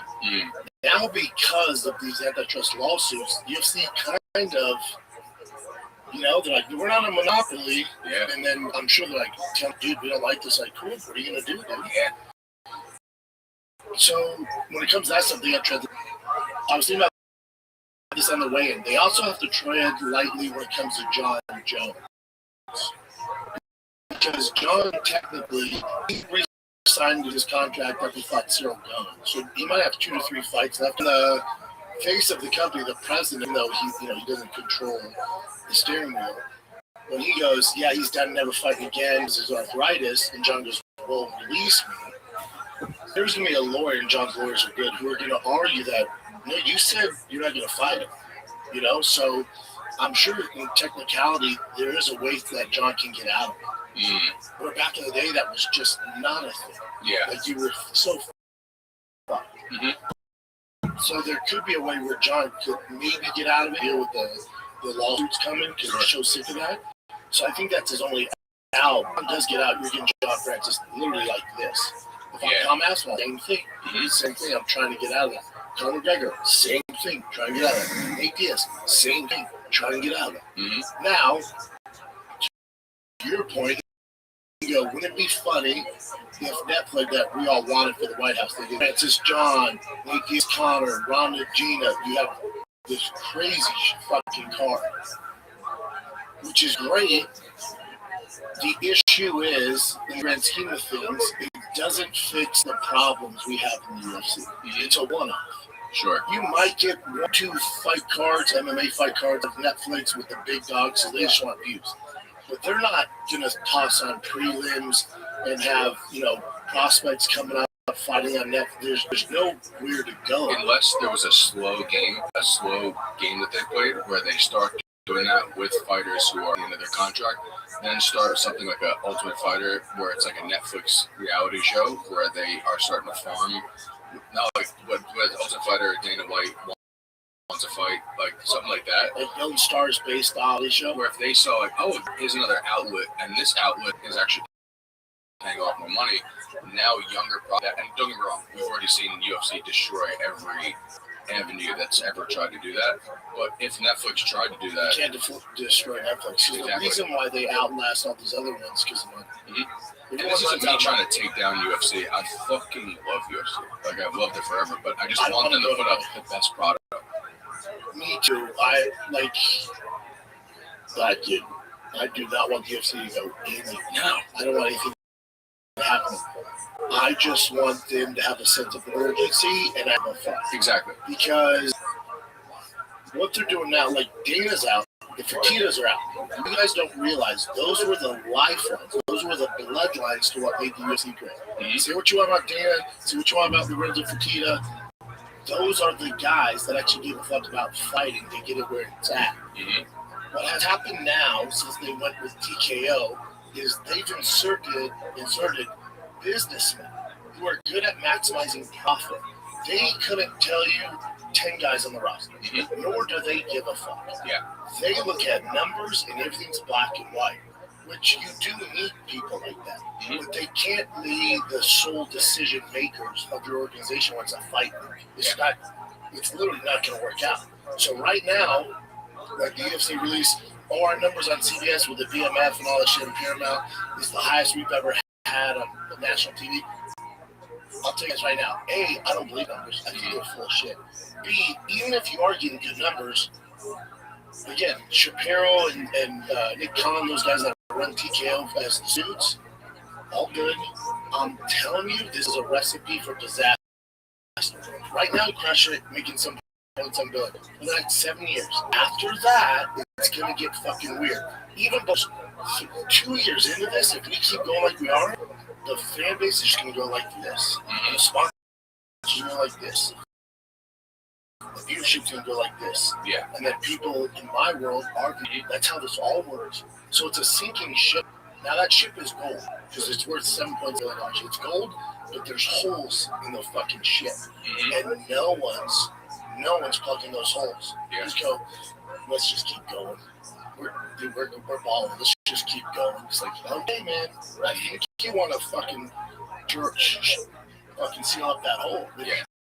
Don't, I'm telling you, it's a slow sink. That thing's fucking like this. Yeah, and you know it's kind of crazy because you said it. So with two different things I've heard you talk about was putting the legacy of Francis. Like you're like, oh, the legacy. It's like there is no heavyweight stars for him to create a legacy in the UFC right now. Tom Aspinall's possibly not going to fight. John Jones he's not going to fight John Jones. So it's like might as well go for the money. As far as legacy, he left and fought some of the best before the division went to shit. He was the lineal champion. So he left as the champion. He's still the number one heavyweight in the world. Yeah. So his legacy is pretty fucking cemented. So really the first heavyweight to leave as the lineal heavyweight champion, then go fight Tyson Fury, the biggest heavyweight boxer in the world at the time. Some people thought he won that fight, went to decision. Yeah. And they fought Anthony Joshua, which when it was a draw, still phenomenal feat. Insane. No one's ever done that. And he flatlined Stipe. Flatlined Stipe is obviously, as we talked about before the John Jones fight, one of the greatest heavyweights. And then now all of a sudden, he already flatlined him. So now where do you move from here if there's no more competition for you? There's no reason. There's no reason. There's no reason to stay in the UFC. A, it's not getting views. B, there's not a roster for you to fight. There's no big names. There's no incentives. You're not getting compensated. Who in the fuck would stay? Now, I'm saying this because we're talking about bona fide stars. Francis, John, Connor, Ronda, Gina, Nate. That's the issue. Is Netflix is doing is great. I'm glad there's a player, but that's for the elite of the elite. The majority of fighters cannot jump over Netflix. Yeah. Don't get it twisted. So if you're like a mid-tier guy, even if you're a top 5 guy, and you're like, man, I'm just gonna jump over Netflix. No, you're not. You know, I think it's a huge No, problem. you're not. Yeah, I mean, no, you're not. Yep. You know, it's a huge problem too. Like, look at all the names you just said. It kind of goes to your point where there's no stars in the UFC like there used to be. Because if we would have got the best UFC card right now, like the one that we all wanted, That means you're taking retired fighters from fucking what, 2018? Well, but I think that just shows the nature of the business right now. Is they're not in the business of stars. They're literally squeezing every inch of stars from back in the day because there's no current stars. Yeah. It just proves the point. Like, dude, we're talking about Ronda, Gina Carano was on fucking God knows how long. Running for 9 years. We're talking about John, his last fucking fight with fucking arthritis in his hips. We're talking about Connor, who doesn't want to fight I don't know how fucking long. We're talking about Nathan. What the fuck? What? The world shut down where we were popular stars. Like past celebrities. So that it shows that, like, right now, and like the fights that they could have made happen that would have actually made us happy, they just didn't. Like, dude, like, we wanted Illy versus Islam. Like, I would have much rather seen Sanhagen versus O'Malley. You know what I mean? Like, that's the fight we wanted. They didn't even call Sanhagen. It just shows you how out of touch they are because guys running it are just very black and they're accountants. They're number-based guys. Mm-hmm. They're not listening to social media. They're not in the forums. They're not actual fans of the sport. They don't give a flying fuck. Did we get good views? Did we get more sponsorships? Did we get this? Did we get this? Check. They don't realize that they're slowly killing the sport. Yeah. Is the guy that Bo Nickel's fighting good? Yes. Is it so early in his career that no one knows how to pronounce his name yet? Oh, yes. Did you see his tweet though? It's great. Did you see Dr. No. He was when he's just a chill guy. Go to his tweet. Dude, when you were calling him Dukakis, I was the mayor of Massachusetts. Yeah, his tweet's fucking great. But everyone's hating on you, but you're just a chill guy that gets to fight at the White House. Like fucking great. Because, like, dude, he's good, but, like, is he the best card of, like, that's supposed to be the 250th year of the United States being around yet? We don't know. And again, Dukakis, the guy. We're just gonna call him Dukakis and the guy fighting fucking Zahabi? Whole nother story. The guy fighting the first fight on the main card. Lopez, bring up the card. Oh, Lopez versus Smith. And I love Lopez. I love him. He's all right. But he's like Steve Garcia. I said Steve Smith. Shout out to Carolina Panthers. So here's the problem. So Steve Garcia, right? So Steve Garcia and Dawkins are taking a ton of heat. But just if you're them, you're like, dude, what? It's a great opportunity. I can't be sure it either. I didn't ask for this. Sure. They fucking called us up. The reason why they're on this card, the reason why Zahabi's on the card, the reason why you're getting these fights is because they don't want to pay guys. Michael Chandler. I love. He's an explosive fighter. He's fun, but he doesn't move the needle for the division. He doesn't. He's not like who everyone's asking for. That's what this card was supposed to be, though. It's supposed to be like Michael Chandler's like pro-Trump America, and they went, man, who could we get him to fight? Who will do it for the amount of money we're willing to pay him? And Huffy was like, I'll fucking do it. Like, oh, again, this is people that don't know the sport going, yeah, do that. Mm-hmm. And then the hardcore people that don't know the sport go, wait, hold on. Chandler sat out 2 to 3 years to fight Connor, and you promised him to fight the White House, and you're giving Huffy? Right. You know how fucked up that is? I like him. I like Huffy. I think he's great. Yeah. Well, why would you want to see Huffy, a Brazilian, murder a guy on fucking national TV? Especially an American at the White House. Again, they don't know what they're doing. There's so many rumblings that the UFC is so unorganized right now, and there's there's no structure. This proves that point. Yeah. Nobody besides Huffy's mom and dad asked for him to fight on the White House. Nobody asked for this fight.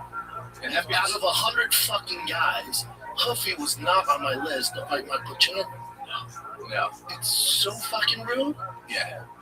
If you would have told me 3 weeks ago that he was going to be on the White House card, I would have, you're lying to me. Like if a time traveler came back and told you that, you'd been like, oh, this guy is a schizophrenic that says he's time traveler. The reason these guys on the list, so remember, they wanted Ilya versus Armin. That was the original fight. They wanted Ilya versus Armin. They thought that was going to save the day. Now, also remember, they put this card together Remember they told us a year ago. Ilya Andre, I'm sorry, Islam. Ilya Islam. They want Ilya Islam. At the last hour, this whole card was put together in about 48 hours. Yeah. This is how unorganized the UFC is. They've had 12 months to put this together. We were promised the best UFC fight card ever. Mm-hmm. And they put this together in 2 days because it's so unorganized. This is like that final project at the end of the year that you have to get done, and you have all these months to get it done, and then you wait before I got to do all this fucking homework now. This weekend? Yeah. So, but I will say, O'Malley versus Sahabi is a great fight. It's all right. They're both good. They're gonna actually, both of them could strike, and they're not gonna be. They're gonna stand and bang with each other. So it's gonna be a funny fight. But that's again, like I commented on your reel because I was like, if this wasn't a UFC press card, I would love this card. I love Ilya. And a lot of the comments on my post where I was epic fail, is what we said on there. People were like, dude, you're just hating. It's actually a good card. You're not listening. You're not listening. It is a great card. Yes. You're not listening. This is a fantastic card. It's not fantastic for what we were told we were going to get. Exactly. You're confusing two different things. On paper, if this was in August and just a random numbered event, I'm like, holy fuck, even then, I'm like, some of the fights don't make sense. But either way, yeah. But when you're told from the fucking General's mouth, El Capitano, Dana White, that's going to be the greatest UFC fight card ever, that's why people have issues. How you don't understand that is beyond. If you don't understand why we're upset at this card, then you don't know shit about the game. Mm-hmm. Yeah. You just don't know shit. You're conflicting two different things. It is a good card. It's good for the White House. Again, we were told it was going to be the best ever. That's why we're upset. You're conflicting two different concepts. Especially the fight before the final fight. Like, I don't know if you agree with this. I don't see that being a firefight. That they're two really good strikers. They're both really good technical strikers. Ghana's not going to fall for any tricks. He's not going to just come in with his hands down.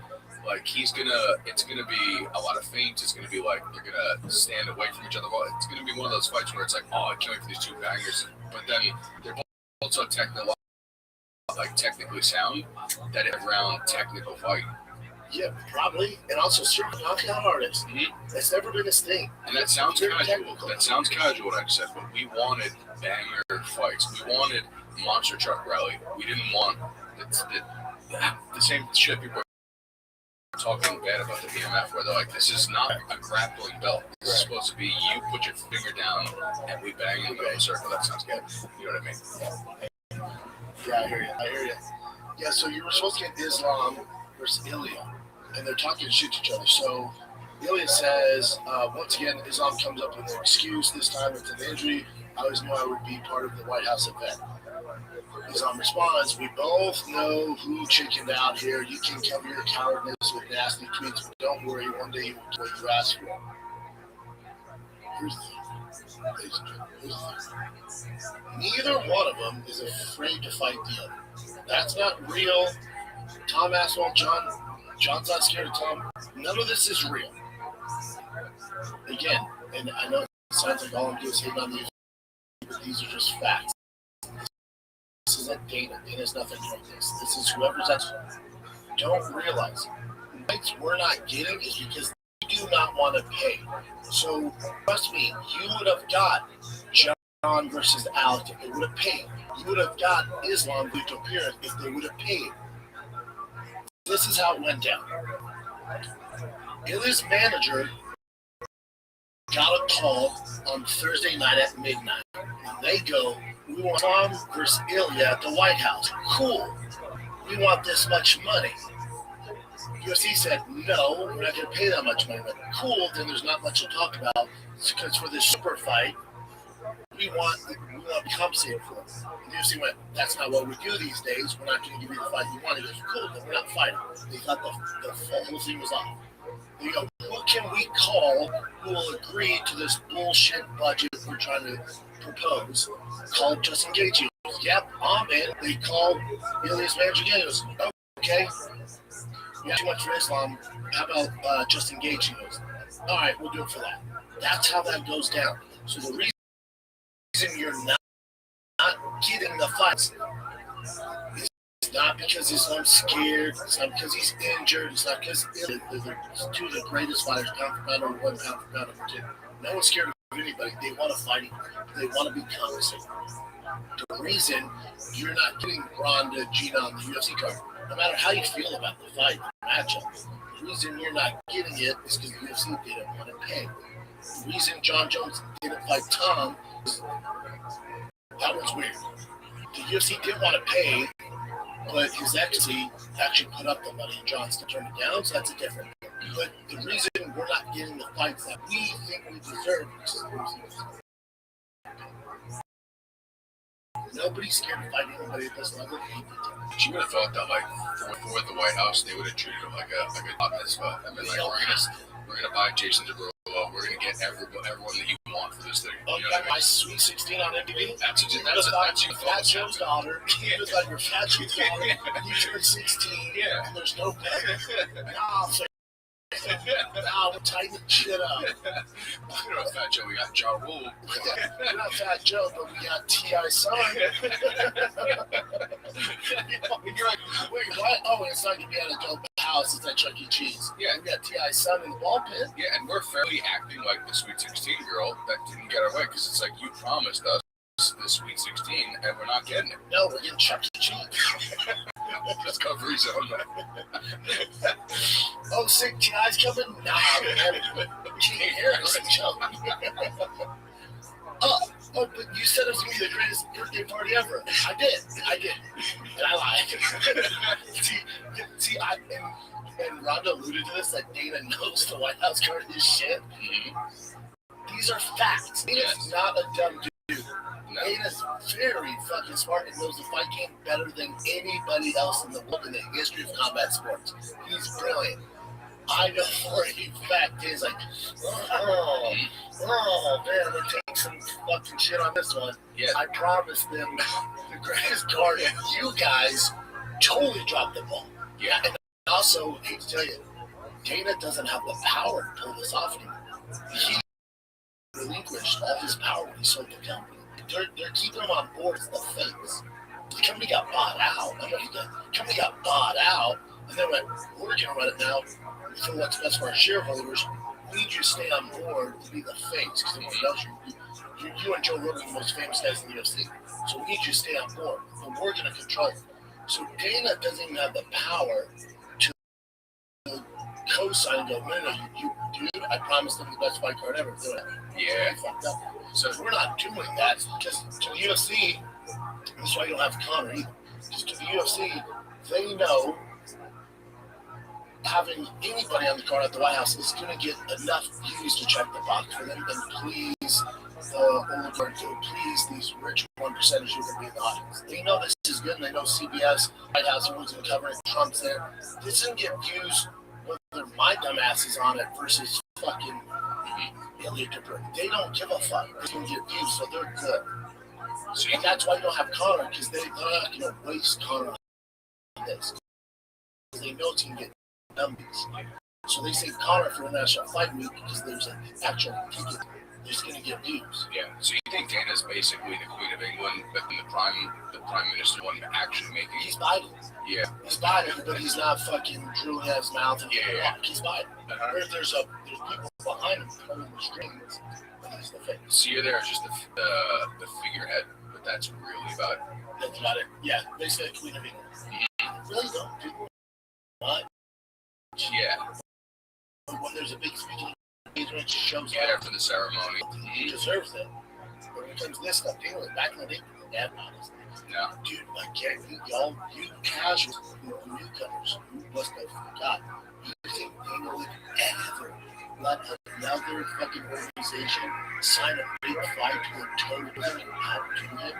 That's how you know it's not there. He would never do that. whenever Bellator would announce something, and it was kind of good, like, oh shit, look at Bellator. Dana was like, then literally the next day or the next fucking 2 days, boom, it'd be the best card I've ever seen. That's why I was very interested with Ronda in the press conference.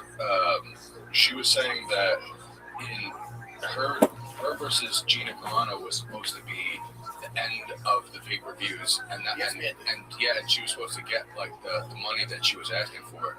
And then when they couldn't get that because Gina she said she wasn't ready for it, so she needed more time, which is why she was hoping that she could get something signed on the Paramount thing. And then when Dana couldn't give her the money that they were going to give her from the ESPN deal, she said Dana gave me his best wishes and said go where the money is. That's how you're going to get that.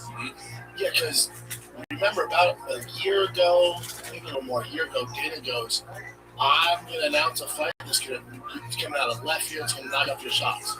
That was this. Yeah. And so now he's like, we don't. And I get it. I get the optics. They're like, good luck. Go have fun somewhere else. Like, you don't know how big this fight is.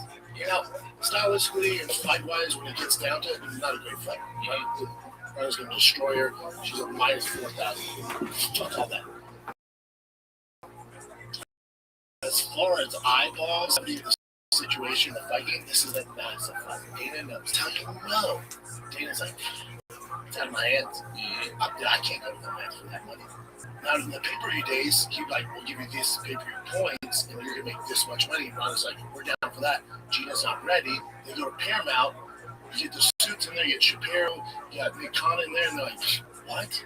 Yeah. You would never agree to that. I mean, they don't have that in the negotiation. They can't be like, you're going to get these points anymore. So they don't even have that negotiation tactic. It's guaranteed money. So, because there's no numbers to work out, like as far as pay-per-views go. So that's why Dana's like, good luck. Yeah. And that's how you know this complete ship has sailed. Dana would never allow this 8 years ago, 9 years ago, 10. Never. He would have locked Ronda up so fast, dude. I would have left a bit of fly on the wall after everything got in Dana's room when everything got. Dana's like us. I guarantee you, Dana's just like he was. I bet he's in one of the 70 homes or he's in some fancy hotel room. And when the White House card got announced, like, I'm gonna get some shit. Terrible. Now, again, this is 2026 Dana. He's not even gonna comment on Ronda. He knows the game. He knows what she's doing. He's like, he's bad. To be honest, he's made his money. Yeah. PLC's a show. How you living, girl? Yeah. I'm good. Aiden may not come. She got a food poisoning. She may not come tomorrow. She got food poisoning, so I haven't talked to her yet. Said she's gonna come this afternoon, but she got 5 o'clock and calling her to see what's going on. Oh wow. So, Stacy, the one who's giving me, come.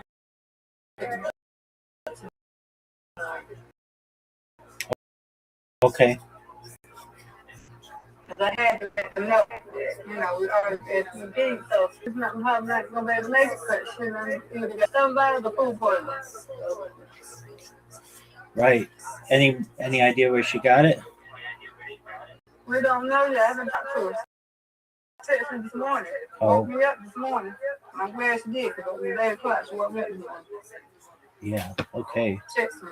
They got it from the school. She's a librarian at the school, so I don't know where she got it. I don't know. But things happen. So where she wants to go, but I know she's not gonna let it go. So yeah. And please remind me, is tomorrow? Probably will be able to go. Huh? Is tomorrow the yeah, tomorrow's the bridal shower. The bridal shower, yeah, okay. And yeah, tomorrow's the wow, of all the times, okay. Yeah, but she might not still go because she knows she got a kids on the stomach. And then we're going to an Italian restaurant. It's called Maggiano. So that's heavy. Yeah, so, definitely. Yeah. Okay. So I'm glad I had to tell them. I had to tell her cousin because she's the one who's helping her with all the stuff. So I had to tell Stacey's cousin. So, she had told me, her mama said that she said no. So then Stacey will come get me. So Stacey said she'll come get me. That's okay, cool. That is cool. So she's standing right behind. She's standing the next exit behind me. So yeah. All right. It was my ride. So. Right. But things happen. I hope she feels better. Right. You I got. see her like this got green on Facebook. So she must be feeling a little bit better. I don't know, but I will see. I will see here about 5 o'clock. My boy gonna call me. Okay. Gonna hit me up in the afternoon. Are you excited for the bridal shower? Yeah, I am. I'm excited. I'm excited. Yes, I am. Yes, I am. My mom says she has a fascinator. I had to put a color I was putting on. My cream dress with some pink flowers. So she has a fascinator for us bridesmaids. So I'm excited. Well, have you picked your tailor yet? When do you pick your dress up from the tailor?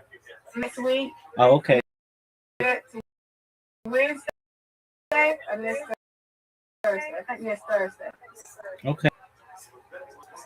Well, that's fun. Yeah. Yeah. Can't wait.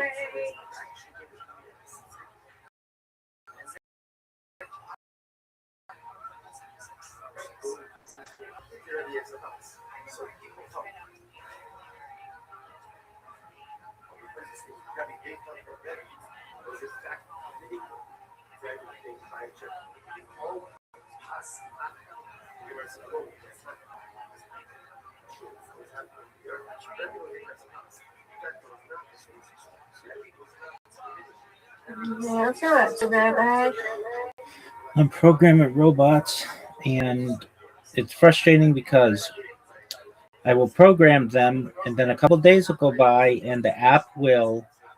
I'm programming them on Instagram, and Instagram will do an update that I can't control.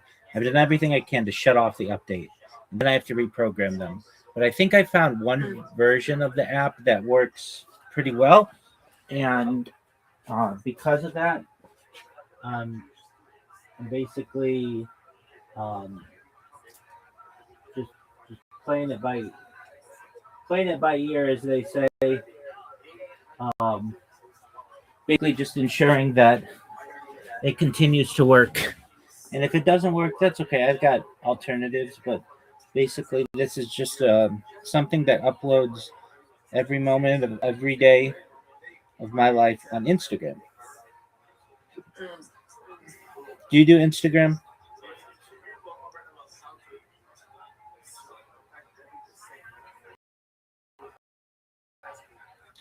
Do you do Instagram? Yeah, so it's a bot on. Do you do Instagram? I'll be honest sometimes. It's okay. I have one for my Meet Me page, and then I got one for my personal. Yeah. Yeah, I do. Sometimes. You be on Instagram? I know you be on it. Just for my bots.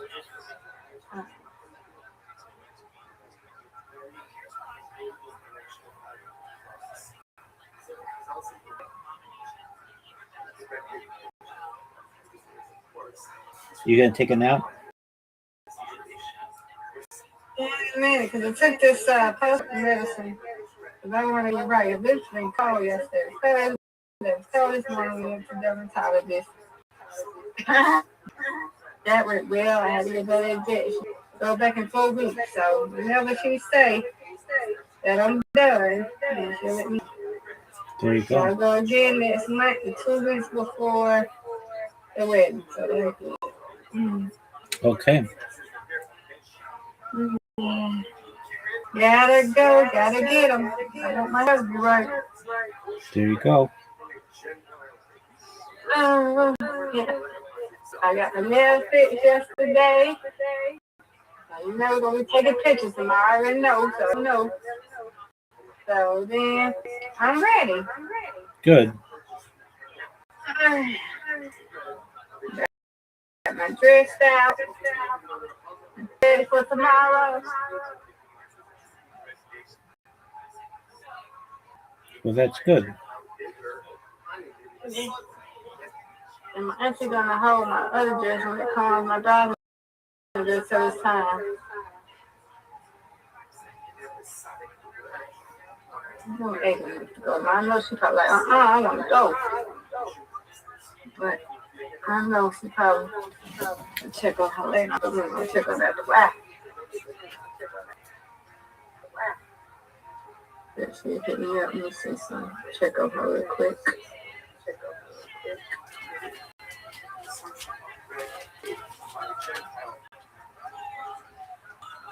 Yeah, she said she'll call me later this afternoon. So that's later after she'll call me. I'll wait. You waiting, I'll be waiting.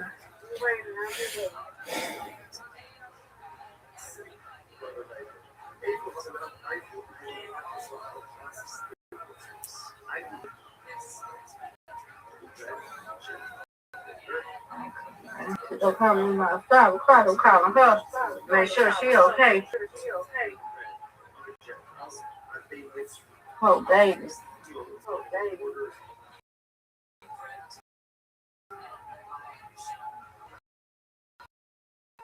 Facebook. I said she might be doing okay. But on Facebook, so you got to be alright.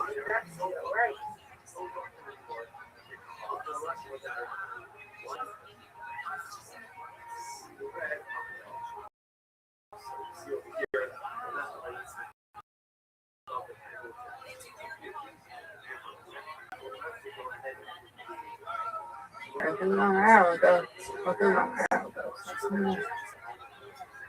Oh, her picture so cute.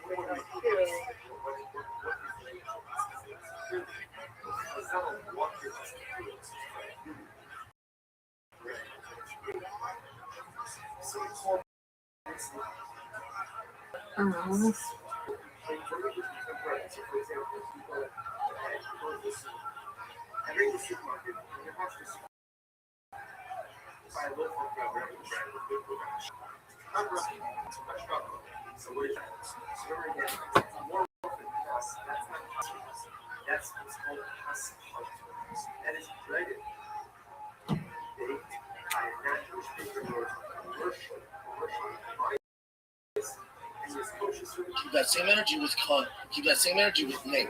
Keep that same energy. Like those, you owe it to those guys.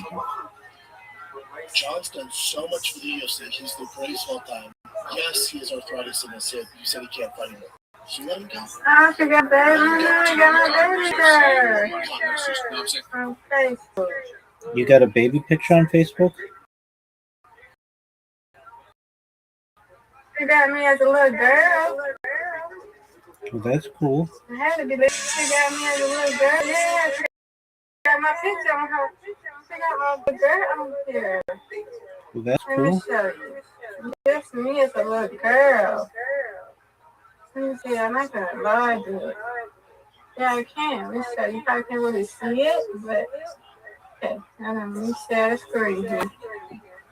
What am I lining? Okay, look at my screen. I got a little red dot. Where's my mom? I got a red Oh, look dot. how cute you are. That's me. That's me. I like your hair, your bows. Look how cute you are. That's adorable. Thank you. That's me. And that's my mommy and her boyfriend. That's when she was older. Wow. That's my mommy. How adorable. Super cute. Thank you for sharing, Miss Aquarius. That's me. Yes, ma'am. I love Yeah, make sure you download the picture. I know, right? I do need to get it. Let me see. Can't show this. Let me see. Photos. Definitely. I did it. Thank you. I definitely did it. That's me. I have to fail or something. I gotta ask her. Why do I have a red? Or did she kiss me? Look like it's a sore on my forehead. I had some thick hair, boy.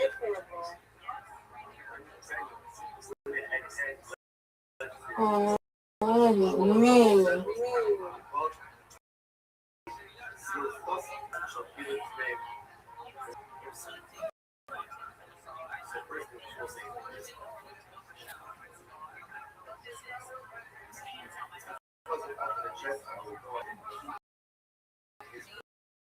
Come on. I need to ask her that.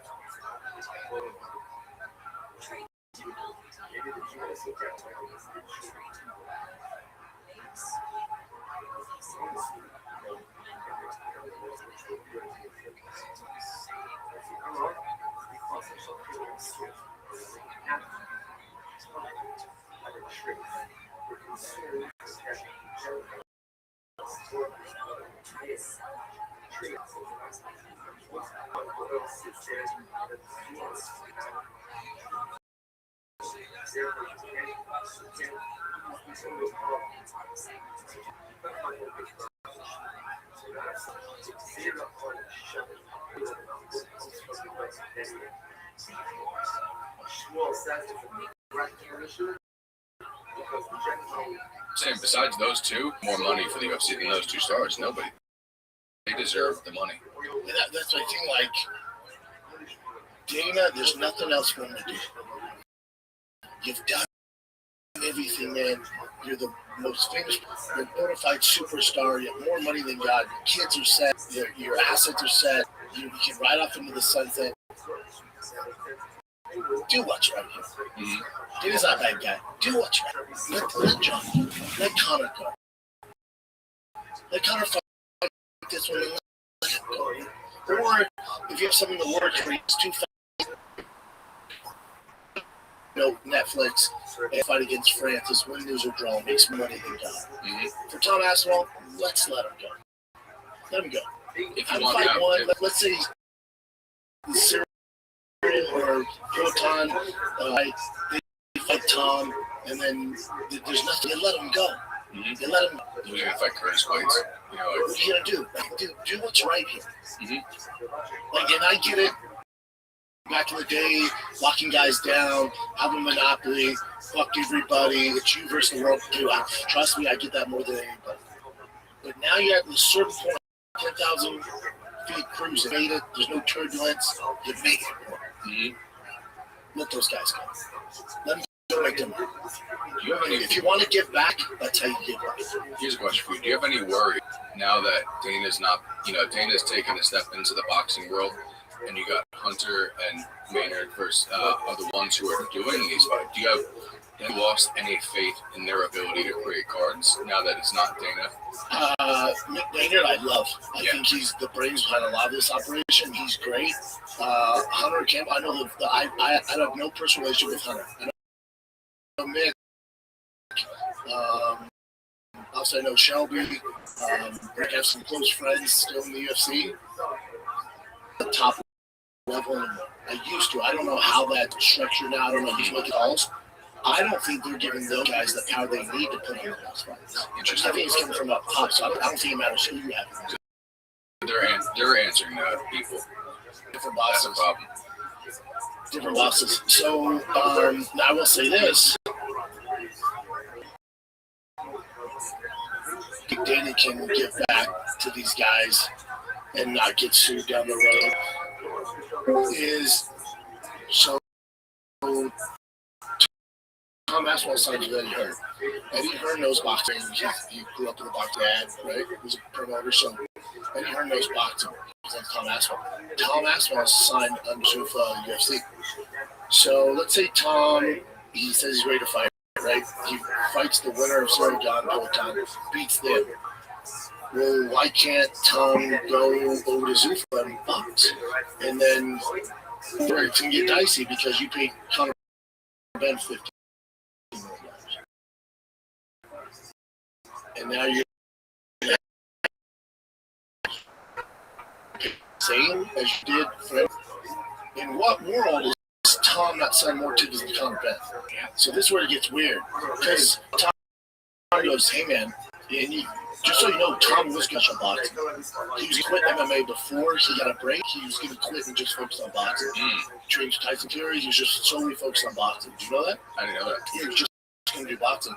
And then he got some big break and focused on MMA and the rest is history. But, you know, that's why he's a good fucking boxer. Got fast hands in the heavyweight division. So, he wants to box. Dana controls the boxing promotion. So, instead of letting him go and just right off Eddie Hearn, if I'm Dan, I'm like, let's figure something out if you want to box. It's weird. So I'm like, all right, well, that's a different contract. You can for one fight. Sure. And then you're going to have, now Sugar Sean sees that. And he wants to box. Whoa. You're going to pay me whatever it is, $1.8 million to fight Peter Yan again? No, I want to box 15 months. Yeah. It's influx, so we're going to have it. But it's a window of opportunity. And that's a great outlet for Sugar Sean. Whether or not he'd be champion in boxing or not, but it's just like, you're not going to be beating Marab anytime soon. You're not going to be, he might, and I love Sugar Sean, but the thought of him winning the belt again, it might be, there's a lot.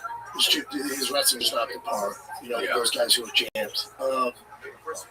Down boxing, though, I'm not saying Sugar or Tom Aspinall can be world champions at their weight class, but in the world of boxing we're in, you don't have to be to make stupid money. You don't have to. You don't have to be. They're not fighting on undercard. You're going to pay to watch that. There's a lot of influencer, other, well-known name guys. There's a lot of well-known gays. There's a lot of well-known guys who are fighting. The Jake Paul. There's money there. Yep. Because again, it's a prize. They're going to watch. They're going to watch. Especially if Zuffa's. Oh, what are you guys talking about asleep? Do you guys want to see this clip of Ariel talking? Yeah. From on this at all? Just play the video. Do you remember that press conference in Tampa at the very end of the year, December of 2024, when Dana White dropped a hint and a tease of what was to come next year, something that we could have never imagined that came out of the blue? Do you guys remember this? In case you forgot, take a listen. I anticipate a lot of big fights. I got something in the works right now. I'll drive you fuckers crazy. All you guys will be running around. Something in the works that you will never fucking see coming for 2020. That literally started coming together last night. And, we got some fun stuff coming up. We finally got the answer to that mystery. We finally figured it out. It was that fight. It was Ronda versus Gina. That was the one. We were talking about, what's this fight? Is it Tom, John? Is it this, that? And I want to give a shout out to our friend. She Only Loves Gloves. That's the name. Is that the name that we should put up there? She Loves the Gloves. Excuse me. Shout out to Georgia, who did post this. But I was actually gonna bring it up myself, but I want to give her credit because she did tweet it and credit us as well. That's the one. So look at the enthusiasm. Look at the excitement. And does that mean we can add this fight list of the fights that they have here, or maybe even more than that? Ilya is some now, and all these John and Ganu, John and Aspinall, on it goes. John and Pereira. Crazy, right? Yeah. Yeah. They know. Yeah, I see that. It's that they don't want to pay them. You know, Dana started to think, that beat that loves you going to take you ice cream and you're just sitting on the porch. Yeah. You think you're going to Little League and you're smacking your glove on the porch. He just doesn't show up. Yeah. Roy shows up and is like, you guys ever go to baseball? Yeah, she can work with you. So you're still with him. You're getting something, but it's not great. You're on the construction site. And this is a gutsy pick cash. He showed the difference between Dana White in 2024 versus now. Only 2 years ago. This event in UFC history, this event is like nothing we've ever seen before. Get ready, everybody. The baddest live event of all time. UFC No J at the Sphere in Las Vegas. UFC No J. If you don't know, now you will be facing the number Goldberg. Miami. April 11th. Dude, that's the energy of tomorrow. Before the relationship and then after the divorce. Yeah, everyone can see it though. But he, especially, he also defend Dana. He's also human, and he's also he made it. The goal's over. Yeah. His goal was to climb Mount Everest. He did it. Like, hey, bud, can you go back down and climb back up? What? Yeah. Yes. You don't want to do it, but you signed a contract and you have to do it. Yeah. So like, oh fuck, yeah, I'll try my best, but you know you're not doing your best. Yeah. That's what it is. Mm-hmm. And we also, like you said, we don't need He's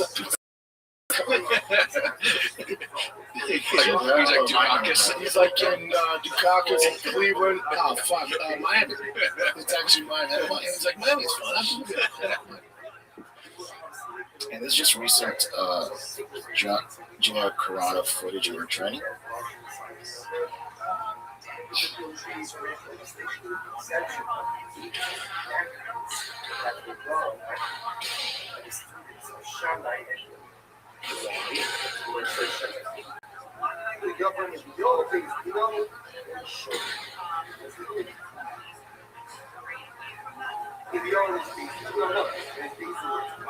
I love Gina. I absolutely adore Gina. She's one of the goats. She's about to get walked because it's slow too. Yeah. Wanda has problems with speed, like straight shots and speed. Like Amanda Nunes, we would have some problems. That's not this. She's just gonna tie her up, take her down, and armbar. It's gonna be like a 2-minute fight. Yeah. I love Gina, and God bless her. Who's in weight and get back in there. Like it's badass, dude. I'm rooting for her. Yeah. Everything's so. It's like she's also in her mid fucking 40s. Yeah. Like Jesus Christ. I mean, still doesn't beat Ronda's shadow. Hold up. The first one. Yeah, still. Did you see the memes? But now, if you showed Ronda grappling, she was looking stiff and slow. Like, oh fuck. Yeah. This is Gina's thing. Mm-hmm. Like this is the way she can win. Wait, is that what's her specialty? Hers kickboxing. Yeah. Yeah. I don't need to see Ronda shadowboxing. Like, she's not going to win fights. Ronda's never going to shadowbox and hopefully again. No. She should just keep mimicking that. So it's silly.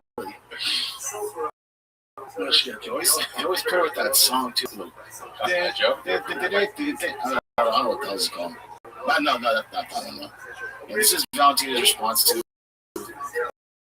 Ronda. She caught a straight, and her defense is weak. It's 2026. She's talking about OnlyFans because when I was like, yeah, shit, she ain't showing her tits on OnlyFans, which is players comment. And then Shevchenko gets out and goes, hey man, it's fans, Ronda. Looks like I slept too long after her last fight. Yeah, Ronda 10-8. Hey Ronda, OnlyFans isn't just about tits. It's about connecting with real connections. That's why all my friends go on there. Yeah. Yes, yeah. No one's jacking off to your pictures, Shevchenko. Who does? All good fans. Hey, also, if you want to connect with fans, there's social media. You don't have to pay for it. Shevchenko, it is what it is. I mean, does anyone know anyone that subscribes for like fighting footage? Because there's people that are in fighting sports that have OnlyFans. Nah, I don't think so, man. I was just this one real quick. This is already rocking off on the air. some donuts. Come on, bro. Eat some donuts, bro. Come on. What are you doing, bro? Give me some donuts. You need to eat a donut, bro. Come on. Too healthy all day. You're getting too skinny. You're getting too skinny. Come on, eat one. Come on, eat a full one. I'm good. Yeah, just sad, but it's okay. It's okay. Yeah, I want to. It seems like a good guy, doesn't he? Right? A little short. Think could have gone either way, but I'm happy that I got my body back. Most importantly, I was able to go 3 rounds, and I think I have a lot more to show. I brought you. Like, yeah, seems like his fight style is so interesting. It looks like he's like, it seems like he's like going hard the way he fights. You know what I mean? very slow in the final cut. He's the most dangerous sloth in the UFC. Sloth is perfect way to put it. This is the best round of meme I've seen so far.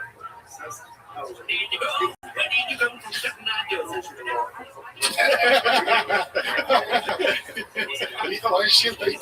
I don't know, man. That guy's silly.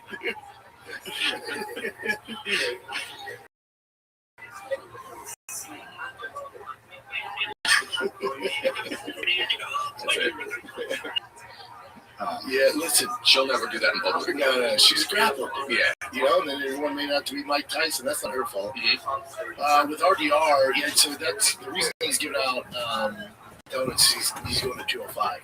Yeah. Now, yeah, if you follow the sport, he was a 205 champion and won championship. Crazy. He's a big ass 185.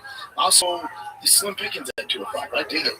Whoever moves up officially, and there's really, I mean, yeah. Not a lot of. No, you got Gary fighting for the title in Miami, you know, against Oldberg. So there's, he could be a problem there. The problem at 205, they're fucking athletic and explosive. That's where he's struggling. But again, he figured out one championship.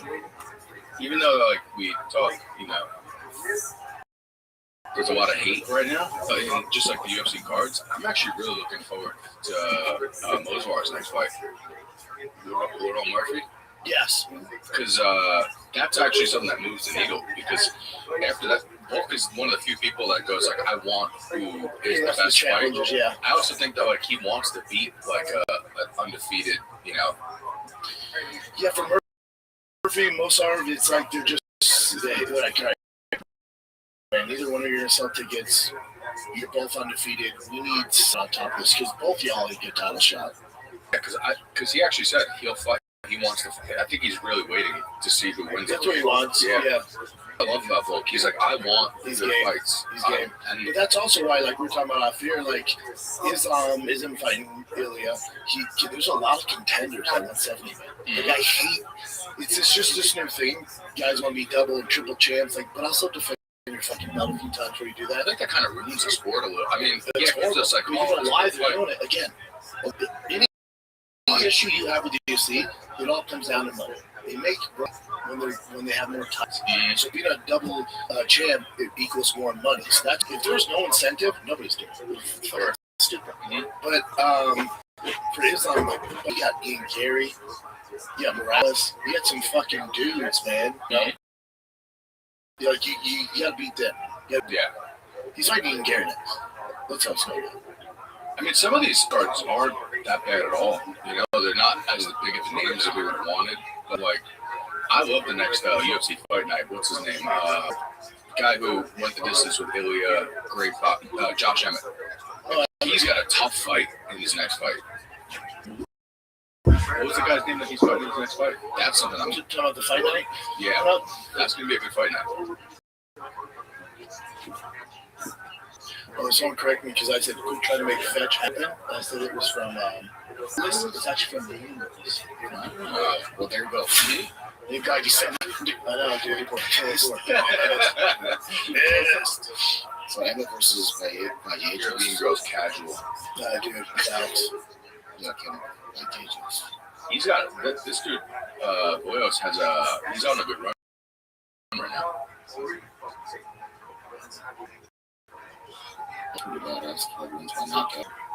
Yeah, this is not going to be an easy fight at all. You know, don't get it twisted. Look at who he's beat. Fucking. I know, dude. He's no punk. You don't get twisted. The UFC's not like a shell of itself. is just not putting on the big fight. Exactly. That's all it is. It's because they don't want to pay, and that's why people are upset.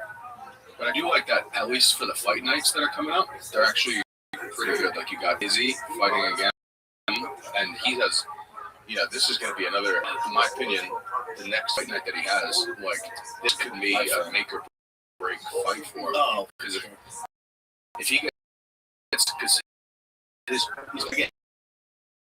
Piper and Izzy should have been on the White House guard. I would have loved that. Joe Piper can fight night. You know what's the problem for Izzy? Joe Piper at like one punch knockout power. Big time. Izzy's been getting chins by people a lot lately. Yeah, the only difference is with here, and it's all going to be predicated off Izzy wants to fight. Like if people think Izzy's such a high level fighter, Joe Piper is not at that world class striking level. He has world class power, but he headhunts. Yeah. You notice he's just going for knockouts. He's not setting up combos.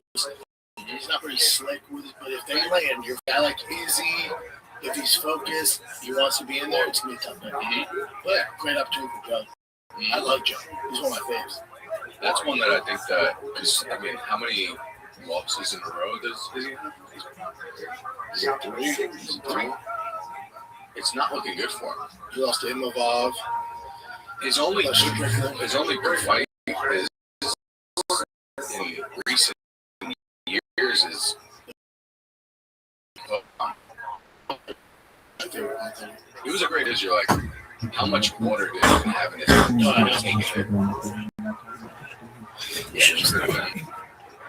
he got taken down by Drickus. He was doing well in that DDP. Yeah, Imavov. But again, you're talking about the greatest ever do it. A guy who's made a ton of money, a ton of stardom, doesn't have to fight anymore. What's he doing it for? Everybody's movie ends. It's not a sad story. You're talking about the greatest ever. The only sad part is, it's like from some B guy. Like he got the torch handed to him from Anderson. So now he's on a UFC fight night card. Like, damn. So is Anderson now. I know. Anderson lost like 6 in a row? Yeah. But that was like. But still, this is how it goes. You stick around long enough. It's just they have like, depending on who you are, you have 2 to 3 years in your absolute prime, and you're the very best in the world. You're fighting all comers. You're making all this money. You're on commercial. You're the face of the UFC. You have about 2, 3 years. Let me ask you a question, and this is your opinion on this. When it comes to fighters like that, so you got guys like him, you got, like you said, Anderson Silva, you have guys like Fedor, who in their primes were just like, people like, damn, this might be one of the pound greatest of all time. You look at them like that. Do you think, like, people don't give Fedor the credit of being the most dominant fighter of the whole era? They saw him get knocked out against Montreal and these fucking Do other you guys. think those things kill their legacy? Because, like, That's who you are. I don't think if you're like a skin of the game and shine, that's something Fedor's Hey, Rabbi, I can take a nap. Okay, Miss Aquarius. Top 2. top I would be my max. I have it now, right? Good. Nap time. It's nap time. Here you go. I have to put my sounds on because I'm getting thirsty. He'll be up. So I'm about to put my sounds on and I'm going to bed. Okay, Taking a nap. Okay, sweet dreams. Go on. Sweet dreams, God willing.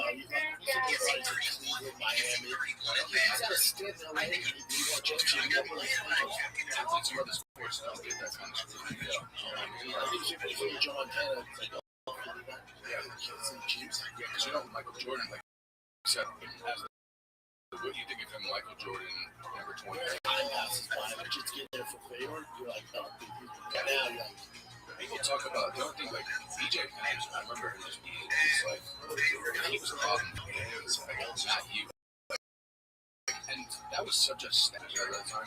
Matt Hughes, GS. He would what's his brother? Was it Yeah, like people don't understand. Like, people Coach McGregor don't realize how much of a fucking badass. He wasn't even trained. Like, his training was climbing a coconut tree. Yeah. Surfer. Yeah, like the game was just changing. He was more understood, so this is such a good point. Today's UFC fighters are more, don't get me wrong, there's some of them that are like this, but majority, I think, 90% are more athletes. Sure. They're more athletes, and that's why they look at short horse fights. Like, you're not seeing the day and age of cowboys anymore. Yeah. Like Gilbert Melendez, who would fight on short notice, or fight 5 times a year, or 4 times a year. Those things are calculated. Athletes, like, we're not in technology. I need to mentor. It's a different time. See soft. Yeah. So that trickles down. So if the side rail soft, it even trickles down to notice.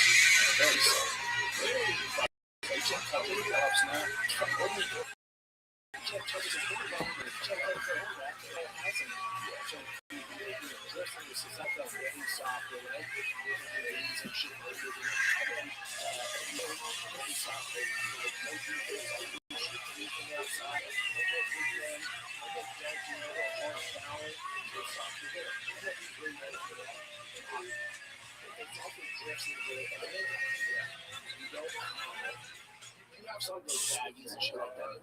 It's not that active. Yeah. But when you talk about guys who are remembered for like the later parts of the career, that's why what Khabib did is so phenomenal. Yeah, it was smart. Or DJ. Yeah. DJ too. Like there's no blemish on the record. There's really nothing can really be like, he wasn't that. Remember when he did this? So it kind of does hurt their legacy in that La Ronda. Yeah. Say she never fought Amanda Nunes. The whole thing happened, and she never fought Amanda. We're like, dude, she really a lot of that, man. The way she talked in interviews, not doing interviews, very dark. Like, if she could redo it, she'd never done it. I'm sure she actually had a longer version basketball current career where she stormed through everybody in seconds, and then as soon as something happened, everyone's like, "Oh, they suck." You know what I mean? As soon as something happened, Ronda though was like a long time coming. It's like she was never a world class striker. She picked it up so recently, and she's in the UFC, like she's a winner. But then when your coach, he was a great coach. Redmond's a great coach. It's not his fault, but he only could do so much of what he had. When your background is not striking, and the world, including the best sports, is saying, dude, she's the Mike Tyson of women's fighting. She could beat Floyd Mayweather. That, whether you like it or not, and you try, that starts trickling in. Mm-hmm. Your boxing coach was buddy. Yeah. I bet she could beat Anna Wilson. So this shit starts. She could have beaten. So that shit. So that starts seeping in, and then you're like, yeah, dude, I can fucking box. And then Holly Holm goes, oh, sweet. Yeah. I was kickboxing in my diapers. So as long as you've been doing judo, I've been doing kickboxing. So then in Australia, the way things work out is you're kick her down. She tried, you can't. She's gonna take that fence. Yep. So now you're forced to strike with an actual world-class striker. She's doing the term world-class gets so overused that when you actually see it, like, oh my god, that's what you saw. Mm-hmm. So it was this perfect storm. Yeah. That it's not Ronda's fault. Everyone around her is gay. Everyone, including the media. Mm-hmm. Everyone. Yeah. She should have never fought with Holly. There was never a world where she was going to be Holly on the feet. Impossible, not possible. She's fucking athlete. Do you feel like when if you're the person in those shoes and everyone's hyping you up, does that start to actually get like seep in and you're like, you start to believe all the hype? Big time. Yeah. Big time. Because these are people you trust. You also pay. Yeah. You can fucking so yeah. And that's the same guy who's like, dude, you could be first in this chair. Why not? It comes to fruition. Like, damn, this guy can't know what he's talking about. Yeah. You could beat Floyd, like, fuck yeah, I'll fight Floyd. Like, They said it's MMA though, not like not just boxing. Like which is better than what they say boxing. Yeah. We were talking about before. I do hate people who do have such reasons about it. I get like the sport keeps on evolving, and you see it in real time now. Like you see Max couldn't scrap of Colbert, and Max yeah. Because you go back to his Frankie Edgar fight, and Max can wrestle. He was not one of the best of all time because he didn't have wrestling. Max can wrestle. I think again, and this is why people are upset at Charles Oliveira. The same thing with the White House card. There's expectation. So when you fight for the BMF title, the expectation is BMF, baddest motherfucker on the planet. That means you basically, it's like they're unspoken. There's no grappling. We're not team grappling. We're going toe to toe. Baddest motherfucker in the world is no grappling. In all reality.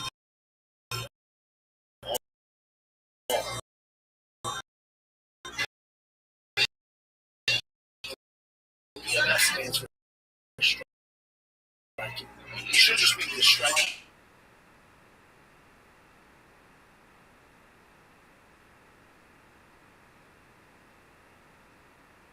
So we go back and forth. Yeah. So the expectation. So when Charles doesn't do that, he's doing what's best for him, which I would the same thing probably. But you're going to get some backlash. So back to the whole reason we go on this rant about BMF. Holloway has a good takedown defense. He'll go over great. But I would suggest no preparation for wrestling. Sure. Yeah. I'm the best boxer in the UFC.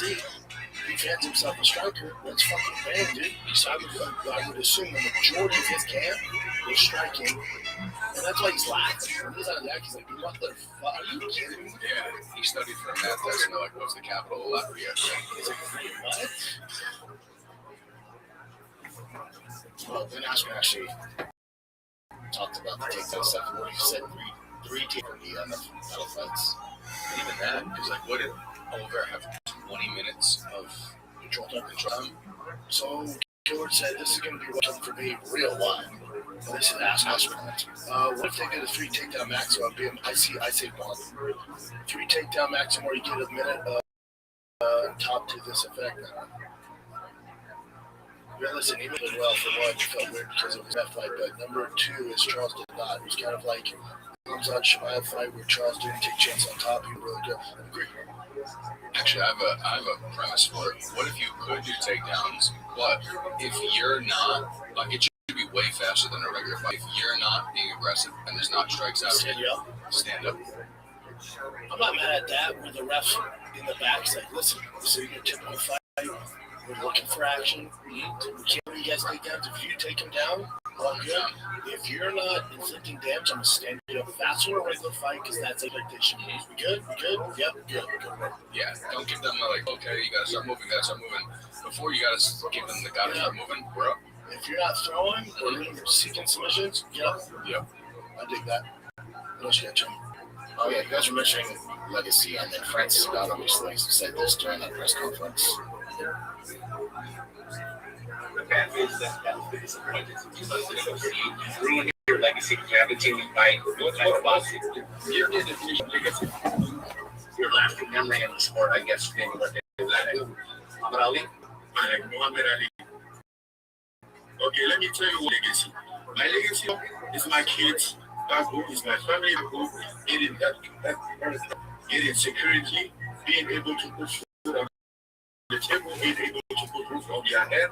That's a better legacy. You can keep Muhammad Ali legacy or whatever you want. He attend to school. He has no place in the society. If your kid doesn't have food in the stomach, that's legacy. He doesn't have you anything.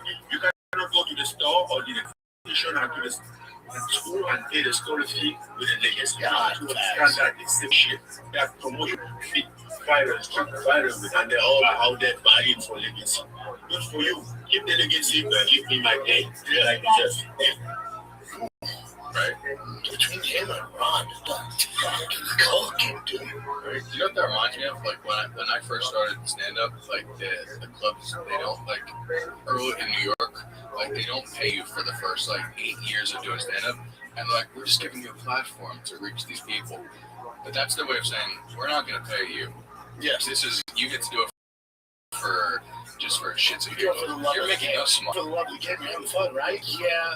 Well, it's the same thing like at the comedy store. Like, I remember everyone was like, "Oh, don't they, like when I first got there, like, oh, isn't the goal to get past at the comedy store and choose to be a comedy store regular and do sets?" I'm like, no, I gotta pay my mortgage. Yeah, what does comedy store pay $18? I gotta hit the 25. I gotta hit the road. Yeah. Like, listen, it'd be an honor, and that's great. And there's the most famous comics in the world got past there. That's awesome. Mm-hmm. That's not paying my bills. No. I gotta hit the road. That's why New York comics have to do 25 to 30 spots in a week if you're just doing comedy. And that's what they're doing now. You're making us money. You're for the love of the game, you're having fun, right? Like, yeah.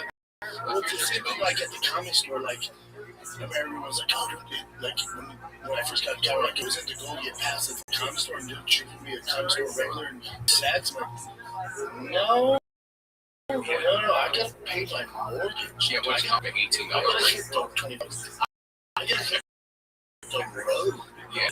Listen, it'd be an honor, and that's great. And there's the most famous comics in the world got past there. That's awesome. That's not paying. No. I gotta hit the road. That's why New York comics have to do 25 to 30 spots in a week. Great comics who are like, I don't do the road. Oh, yeah. On the comedy store. Mm-hmm. That's dope. Yeah. That's dope. You probably don't have kids or a high ceiling or not everybody. Oh, good for you, brother. You figure if that's what you want to do. If they have the option, just like he is, if they have the option to do an arena, they're doing that arena. We're in a heartbeat. Uh-huh. You want to just do one more and then find questions? Sure, Jim. Armin once again over this motherfucker. This. Yeah. Who's cooking more than him? Who is cooking more than Armin Sarukin? He slept. Generation fun right now. Now, Muhammad went up in weight. It was like 2 hours. Not a 2-day notice, so this is expected. But the kid has balls. Even that. How the UFC doesn't sign him, I have no clue. His grappling is so good, Armin. It's so good.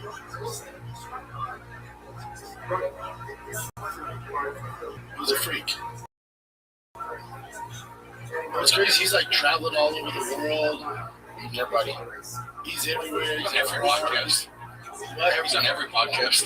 And you're like major streamer too, and then they're like, hey, you want to grapple Mars? And then he just fucks people up. Yeah. Glow up like Armin. The best I've ever seen. The best I've ever seen. Any questions? Let's do it. Thank you for submitting so many of them. I can't get to all of them, but we try to get to a good chunk of them, all right? This is Scotty TP something. Big Brown, Scotty from Little Rhode Island, one of my favorite places. I've loved your content since the OG King is still legit. You were the best mechanic from Nordstrom Rack. Thank you. That's a reference when Theo called me a Nordstrom Rack mechanic. It's not a mechanic. Question, Khabib was best, obviously. In my opinion, Justin Gaethje fought him best up front. What do you think actually gave him his toughest thing he can remember? Cheers, brother. I'm glad your daughter's doing well. Thanks, bud. Appreciate it. Yeah, she's crushing it. Man. She's crushing it. Might have moved to a different school district for her needs. We'll figure it out. Anyway, she's crushing it.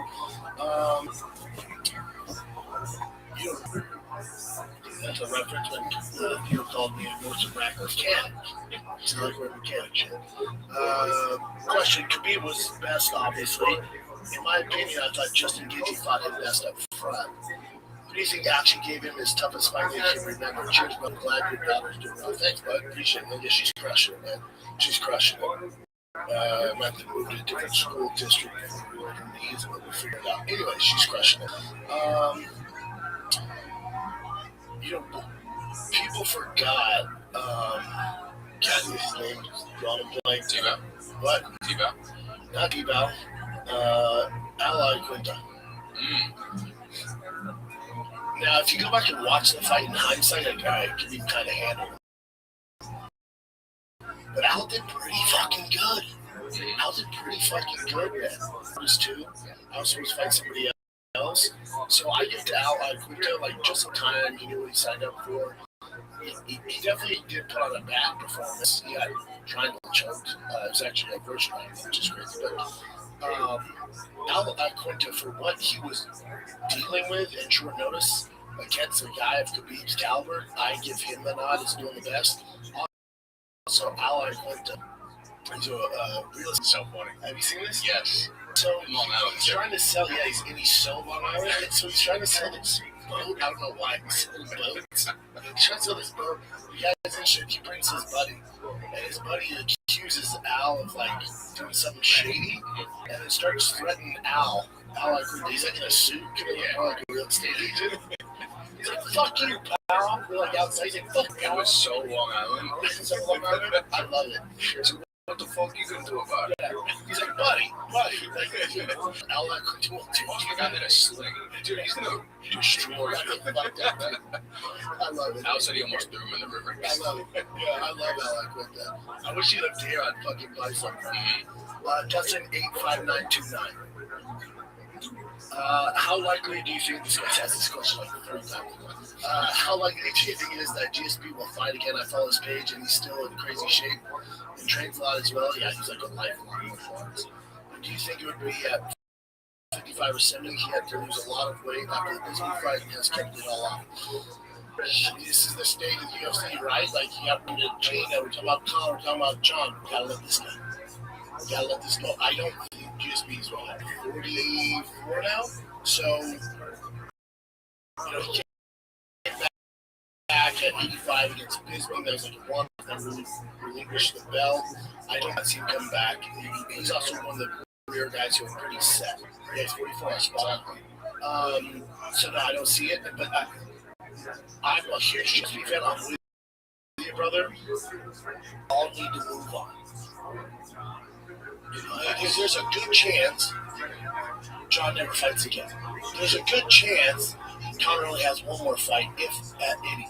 There's a good chance Nate's done forever. There's a good chance Ronda only fights this one time. Like at some point, we all got. I'm with you. I'd love to see all fight. At some point, we all got to move on, and we're just hanging on to this because there's no stars. Maybe I'm acting like how I did after Stranger Things ended, but maybe on Netflix you have a card.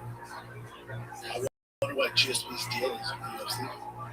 Got it. I mean, there's no way he still has a contract. 45. You could put him against Nate again. I mean, that would be a great fight. I would want him versus Conor, like at 170. What about GSP Jake Paul? I would hate to see him come back and box. Yeah, I would hate to see him box. Versus Jake Paul too, by getting beat up by Jake Paul. That would destroy him so much. Yeah. There's not a lot of options for him. And I don't see him need it. I mean, I don't He doesn't need financial it. situation. So I don't see him taking a fight like one of those desperation, let's make this quick million money fast against Jake Paul. It was MMA against Jake Paul. Sure. What about GSP and some? That would be a fight I've been waiting for over a decade to watch. Right? Now we're getting Manny and Floyd. We're getting Ronda Gina. Yeah. GSP's free. Anderson's like a cop in Florida now. So if he could use it, that'd be sick. That's more likely that. Underscore tweets. Thanks for the shout out and feedback last week. I was going to ask the reverse and ask what training partners besides Shankar were knocking you out. Jesus, dude, give you the hardest training rooms. Someone you knew you had to keep your work. God, so many guys. There's a guy named Sean Sims who was a middleweight. In the training room was a fucking nightmare. Black belt jiu-jitsu, great boxing, kids from the fucking heavens, so good. For whatever reason, when the lights were heavy on him, it didn't translate. In the training room, he's a fucking nightmare. Pat Cummins, the great Penn State wrestler, he's a fucking nightmare. He would just go so hard. Like he was either 1 or 10. He couldn't do 5, couldn't do 7. Pat Cummins was 1 or 10. You guys would know Pat. Great story. he was working at a coffee shop. He's a barista. He would train with us every day. So when I moved to, this is why I moved to California, at Rain Training Center, there was Mark Munoz, Joe Sonnen, Tito Ortiz, Michael Bisbee, Ishi, Pat Cummings, myself, Tom Watson, 21st would show up. Hunter Gracie would be there. Crow would jump in there. That was our crew. Yeah. For the heavyweights, it was like me. Desmond would jump in with us. It was really the three like mainstays were me, Ishii, Itoshi, and Pat Cummins. So the three of us would go so fucking hard in the paint every day. Ishii was a problem. And Pat just said, I swear about Pat. So Pat would train with us every day, but he would wake up at 4 in the morning and he worked at a coffee shop in Orange County in Lake Forest. And he was trying to get to UFC, and he was trying on regional shows, just beating the piss out of guys. And then DC was supposed to fight somebody, and the guy fell out. So on a 2-day notice, his manager at 5 in the morning drove up to the coffee shop, and Pat was working the door, and he goes, whatever, fucking Summer Moon, what's your order? He goes, Pat, it's me. I'll take your black coffee. He goes, oh, what's up, coach? He goes, I'll take your black coffee. That's probably your last coffee you're ever going to serve. He's like, what? He's like, yeah, because you got to fight in the UFC. You fight Saturday. He's like, what? He's fucking Jack and Trent. He's like, what? He's like, yeah, you fight in DC. Okay, so you notice Danny Cormier. Just like fucking horse and cut. He got his foot in the door, and then I cornered him for his next 2 rounds. Damn. Speaking of black, I'm going to leave a bad taste in your mouth. I got DC fingers. You might want to make this extra black. Because we got to fight for you. Those guys went hard in the paint. But other than that, Bobby Lashley, we've always referred to Lashley? Yeah. Oh, yeah. Fucking monster. How strong was that guy? Dude, insane, and never got taken out, ever. Really? He had a real good wrestling background. Like Yeah. Real wrestling. Real wrestling. He was, I think, Army World Champion. What? Like, never, listen, I pride myself on never getting taken down. Shane did, all of us did. Ishii, Pat Cummins. When I say this, I'm talking Josh Barnett couldn't do it, Shane Garwin, I can do it, Todd Duffy couldn't do it, Steve Bay couldn't do it. No one could take him down. Bobby Lashley's back training never touched the mat. Ever. That's how good he was. So you can wear a white t-shirt and no dust on it. Just chest up, built like a stingray. How tall is he? It's not that guy. He's like 6'2". Yeah, but big. Fucking jack. Yeah, Bobby Lashley's probably one of the craziest physiques even in like WWE. Let's say 6'3". Anyway, I say 6'2", 6'3". He's a freak, dude. Again, his back never touched the mat. Natty too. His cardio was not great though, right? That's all that was seeing. That much muscle on you, you're It's impossible. yeah, you're not your VO2 max is not going to be very great. Freak of offense. JR Young, 22.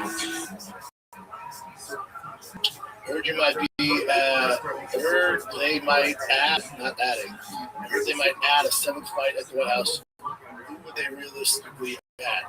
I wouldn't be surprised if they add a 7th fight because I know the UFC's numbers and how upset the majority of the 99% of the is. I would be surprised. I also don't think they would. I'll tell you this, it would help if they added a 7th fight. I don't think they are, to be completely honest with you. I don't think they think they give a fuck because they can get no matter what. That's what they care about for the shareholders. So it would give me hope if they did, but I'd be willing to bet you that. Yeah, because you have to add a legend. It would have to be a legend. We got promised fucking big. Yeah. We're getting, good fights. Good fights. That's why I think that. I don't think they're going to do it. It would have to be almost like a what the, okay, this is what you're feeling like, and then be like, oh look, we told you we're just trying to lock this down. Otherwise, like Connor.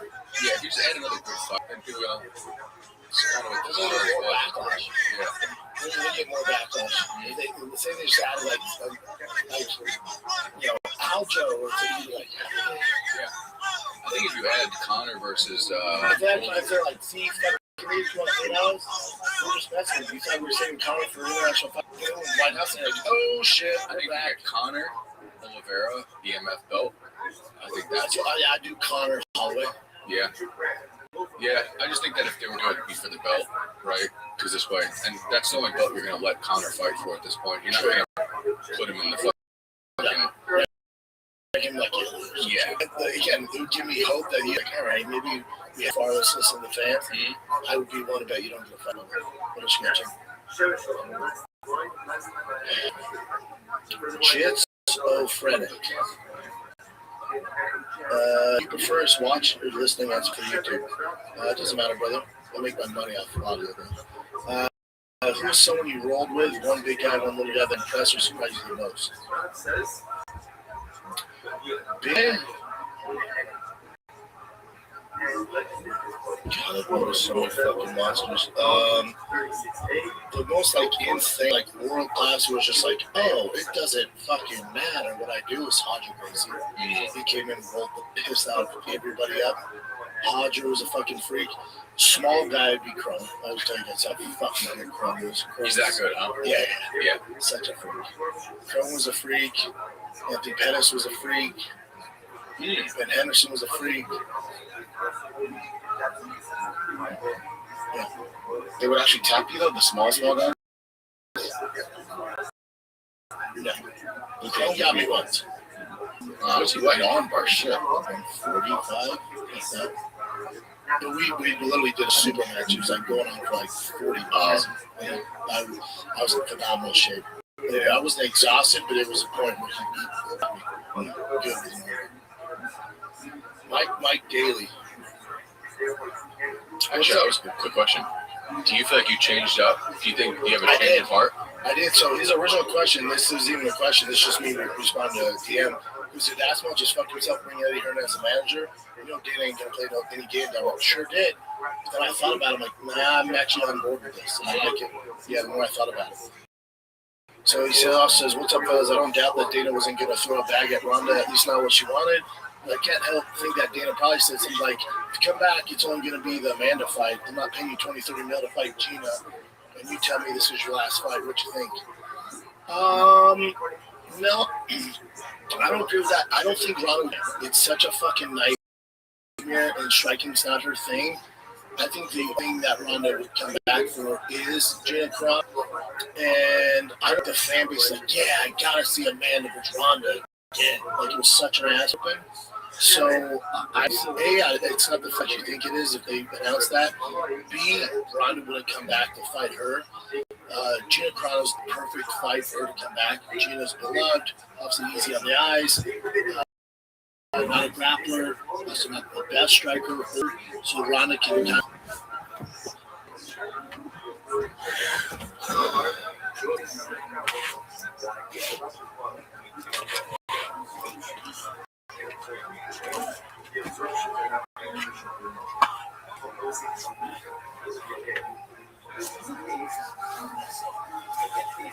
Kurkutade med huvudmärken om försöker känna hur mycket så långt till den han är utifrån.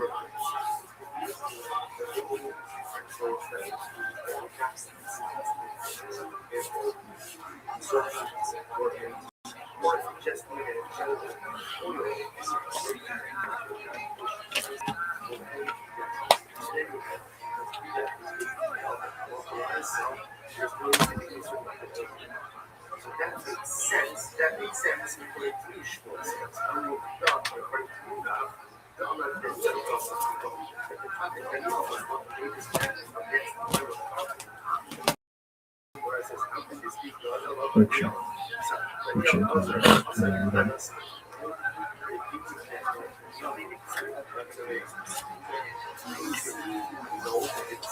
Vilket är den enda kan försöka känna hur mycket straffet men vad han är utifrån.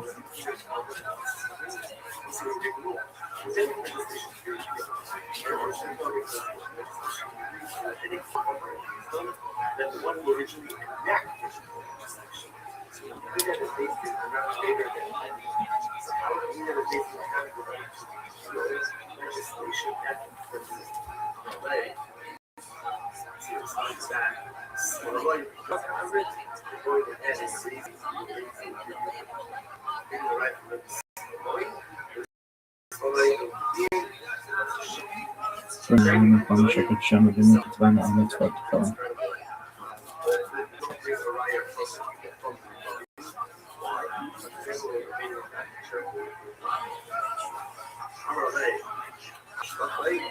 Klub księgowy szkoły na dalej. Shema Yisrael Adonai Eloheinu Adonai Echad. Klub księgowy szkoły na dalej.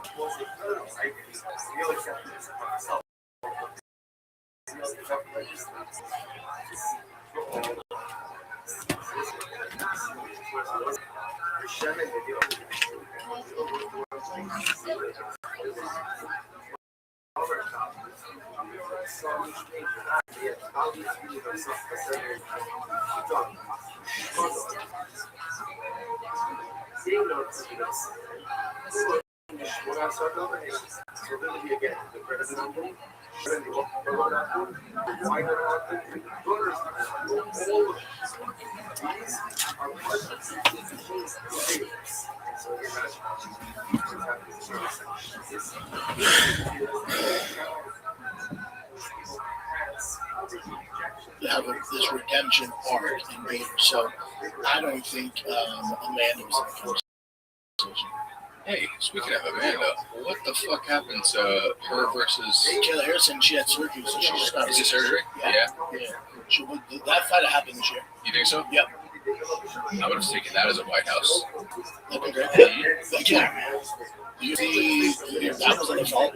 Yeah. You know, they were planning on it. That's why they were like, "Oh, we have these title fights on it." But is there any word when Harris is coming back? No, she didn't say anything.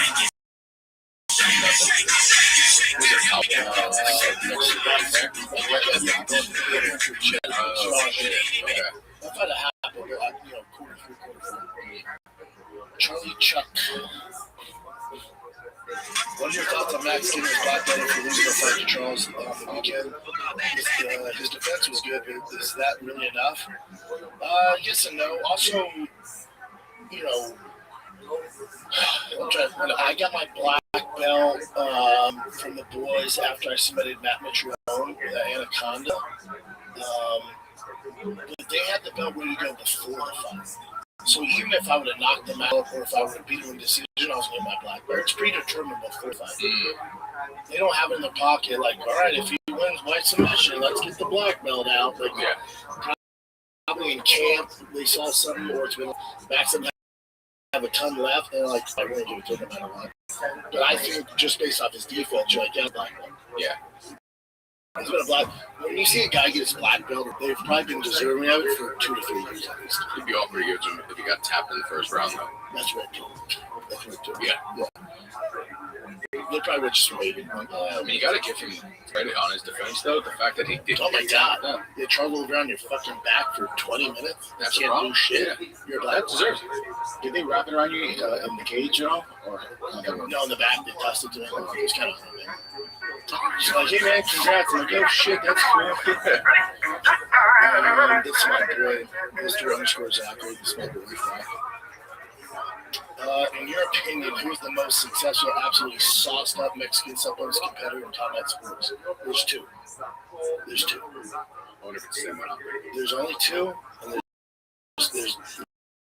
this is the only answer to answer the two.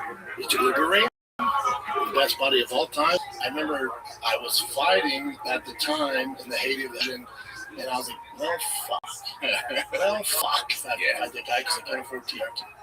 And then Vitor TRT Belfort. TRT Belfort, which fucking kick her out. That's his name. Rabbi Rothschild, he's a fucking problem. That's the only way you answer that. Yeah. So one of those two. Pick your fucking poison. I mean, body-wise, though, Uber ring. He's weighing against Brock when he's like this. You're like, do you want him second Olympia? That's my honorable mention right there. Brock Lesnar. Yeah. Brock Lesnar's. But Brock's always been big. I think he started at high school. But probably started when he's baby. The thing is, he's always been fucking big. Like, there's been, like, remember, Overeem fought at 205. Like, he's fluctuating. Sometimes he's like real smooth. This picture, Brock Lesnar Overeem weigh-in, and you're like, that's the best body of all time. The deflated after he came off. The deflation was so sad. Vitor's way worse. Yeah. Such big fucking chest. Look at right there. You can beat in classic physique bodybuilding. That's what I'm saying. Yeah. That was the scariest guy ever. Yeah. Oh, on top of it, world class striking kids. K1 champion. That's a fight I've been after. Oh, I'm really good after? Yeah. After.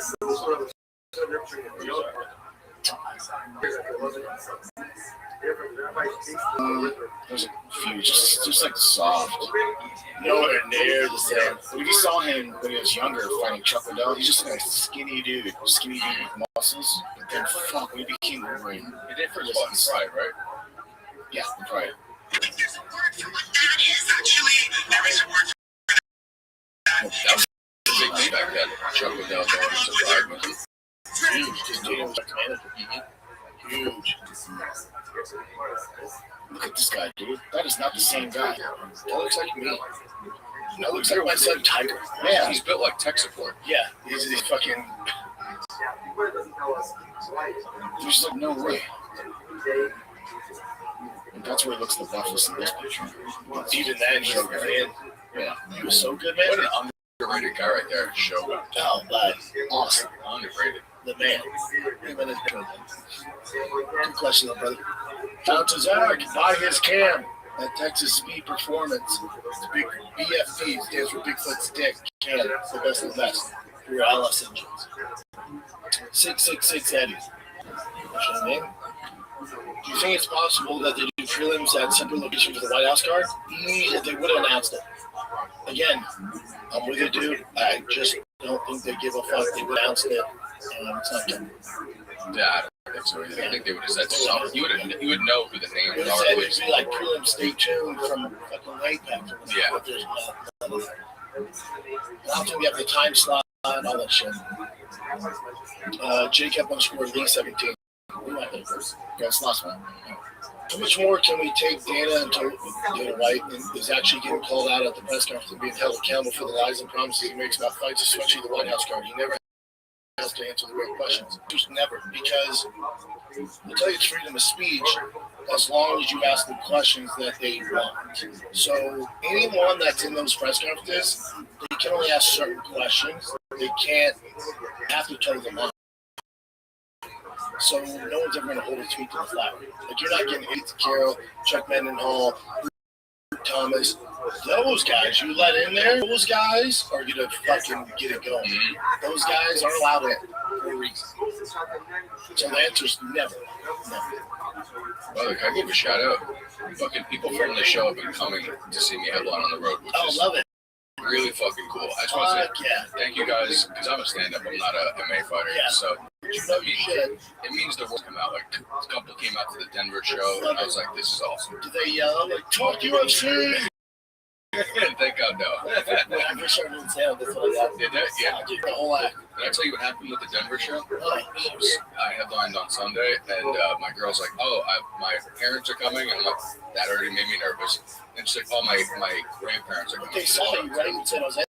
Or the not different side of the family. So her grandparents were just farm people who, and I was like, don't let them walk out on stage, and I'm making direct eye contact. I don't know why they do that. Yeah, I shit myself as soon as I went over an hour. But Denver's tough because it's not that deep. If they pull in the very back, it's dark and deep in the fucking lights on right there on that, like because in Comedy Works it's like a low in the front and then it comes up.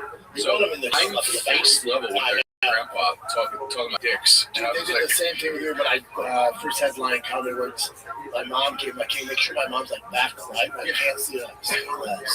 I walk out, my mom's right there.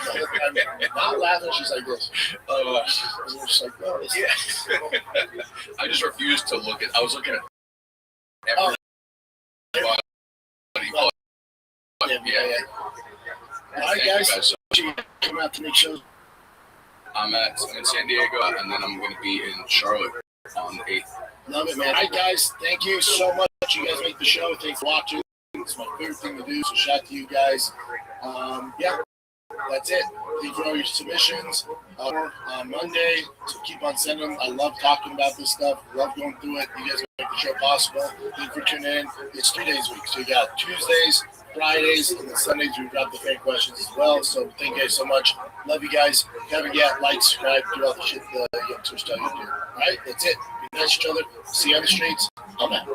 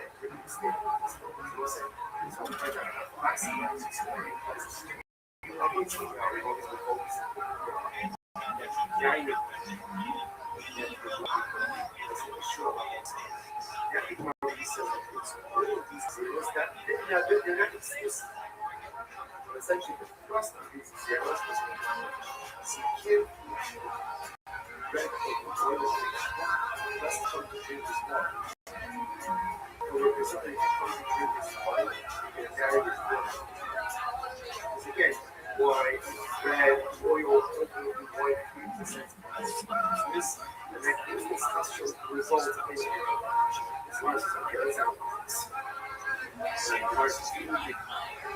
then again, you have the scripted statement. You can't imagine go to Rabbi Rothschild.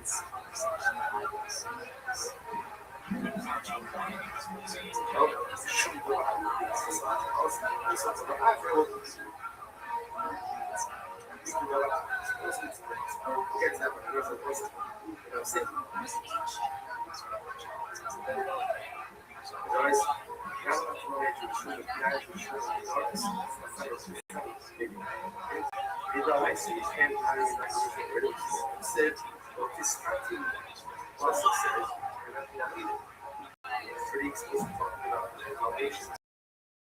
Which versus the race price. Sure, I'll take off from the dollar race. Which is the those 65 to 7 nations, which is now. Again, now I see all these ethical there's 5 to 4 no. That's what it is. It's a semi kind of almost. It's just being fucking right. So that was called still true as I said, not true. This is a Muslim says. The government very naturally. Both was getting the sauce of shit cause your son to veer away from it. Very naturally. Relationship with a race child. It's strong. It's a skill that when Jewish people says is a little bit more sexual marrying any considerations. So we should still right, so with our son, it's a little provision to marry each other. But also, because of the dead skills, rabbis went ahead and with the key so if the alright son marries the graduate. The grandmother is supposed to be acting around the casual.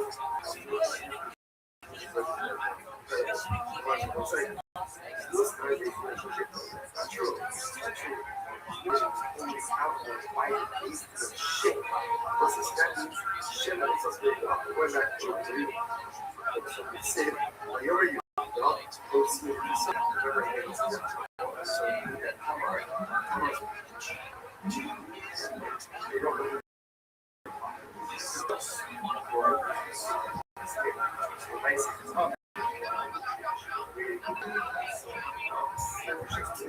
executed Mary earlier and very careful about this. Which was hello, the rest of the properties so the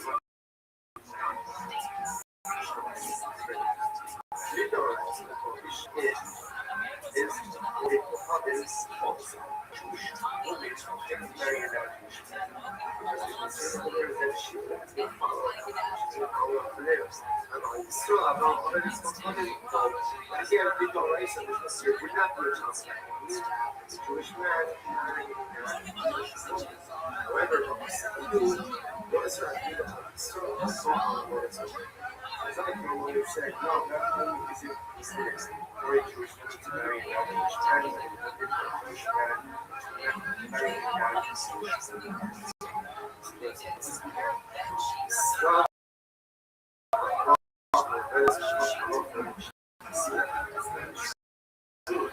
It is a cultural motion in a Semitic law. Jewish woman, when we have to spread it, it says, remember, a boy is holy. Jewish man and religious again, so I think right slavery, Jewish man ultimately in a relationship with yes, Jewish man is not allowed to work. Hello. The races are necessary. The races need the license for you to license. Which are the there is the price.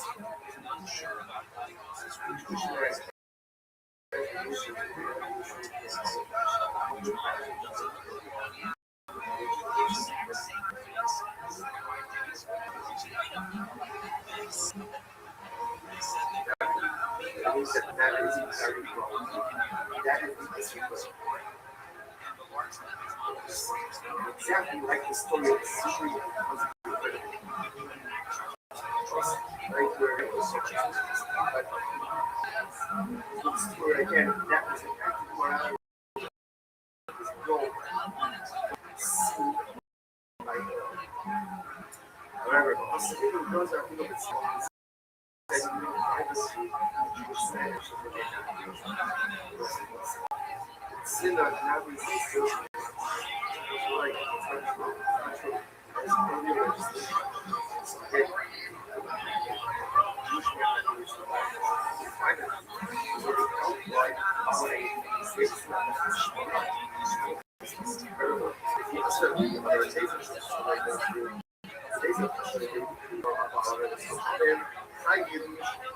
we should not go. So, this guy because of that, so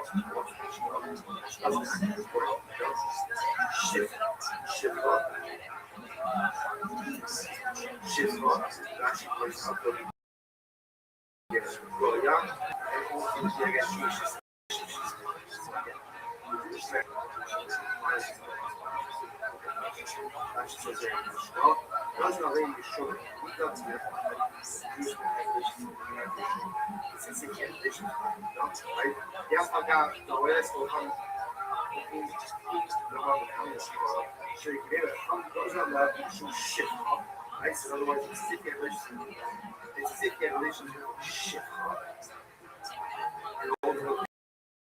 Sure. Another stuff, social exercise. So for Jewish man and religion, but it's for solution. Should be not this will concern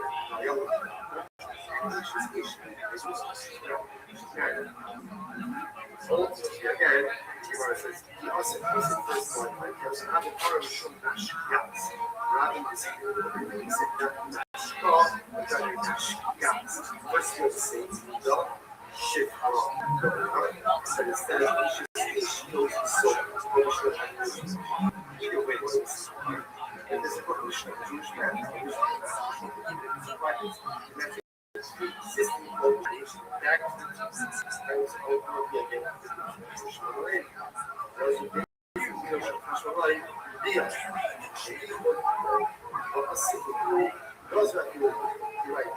things that they said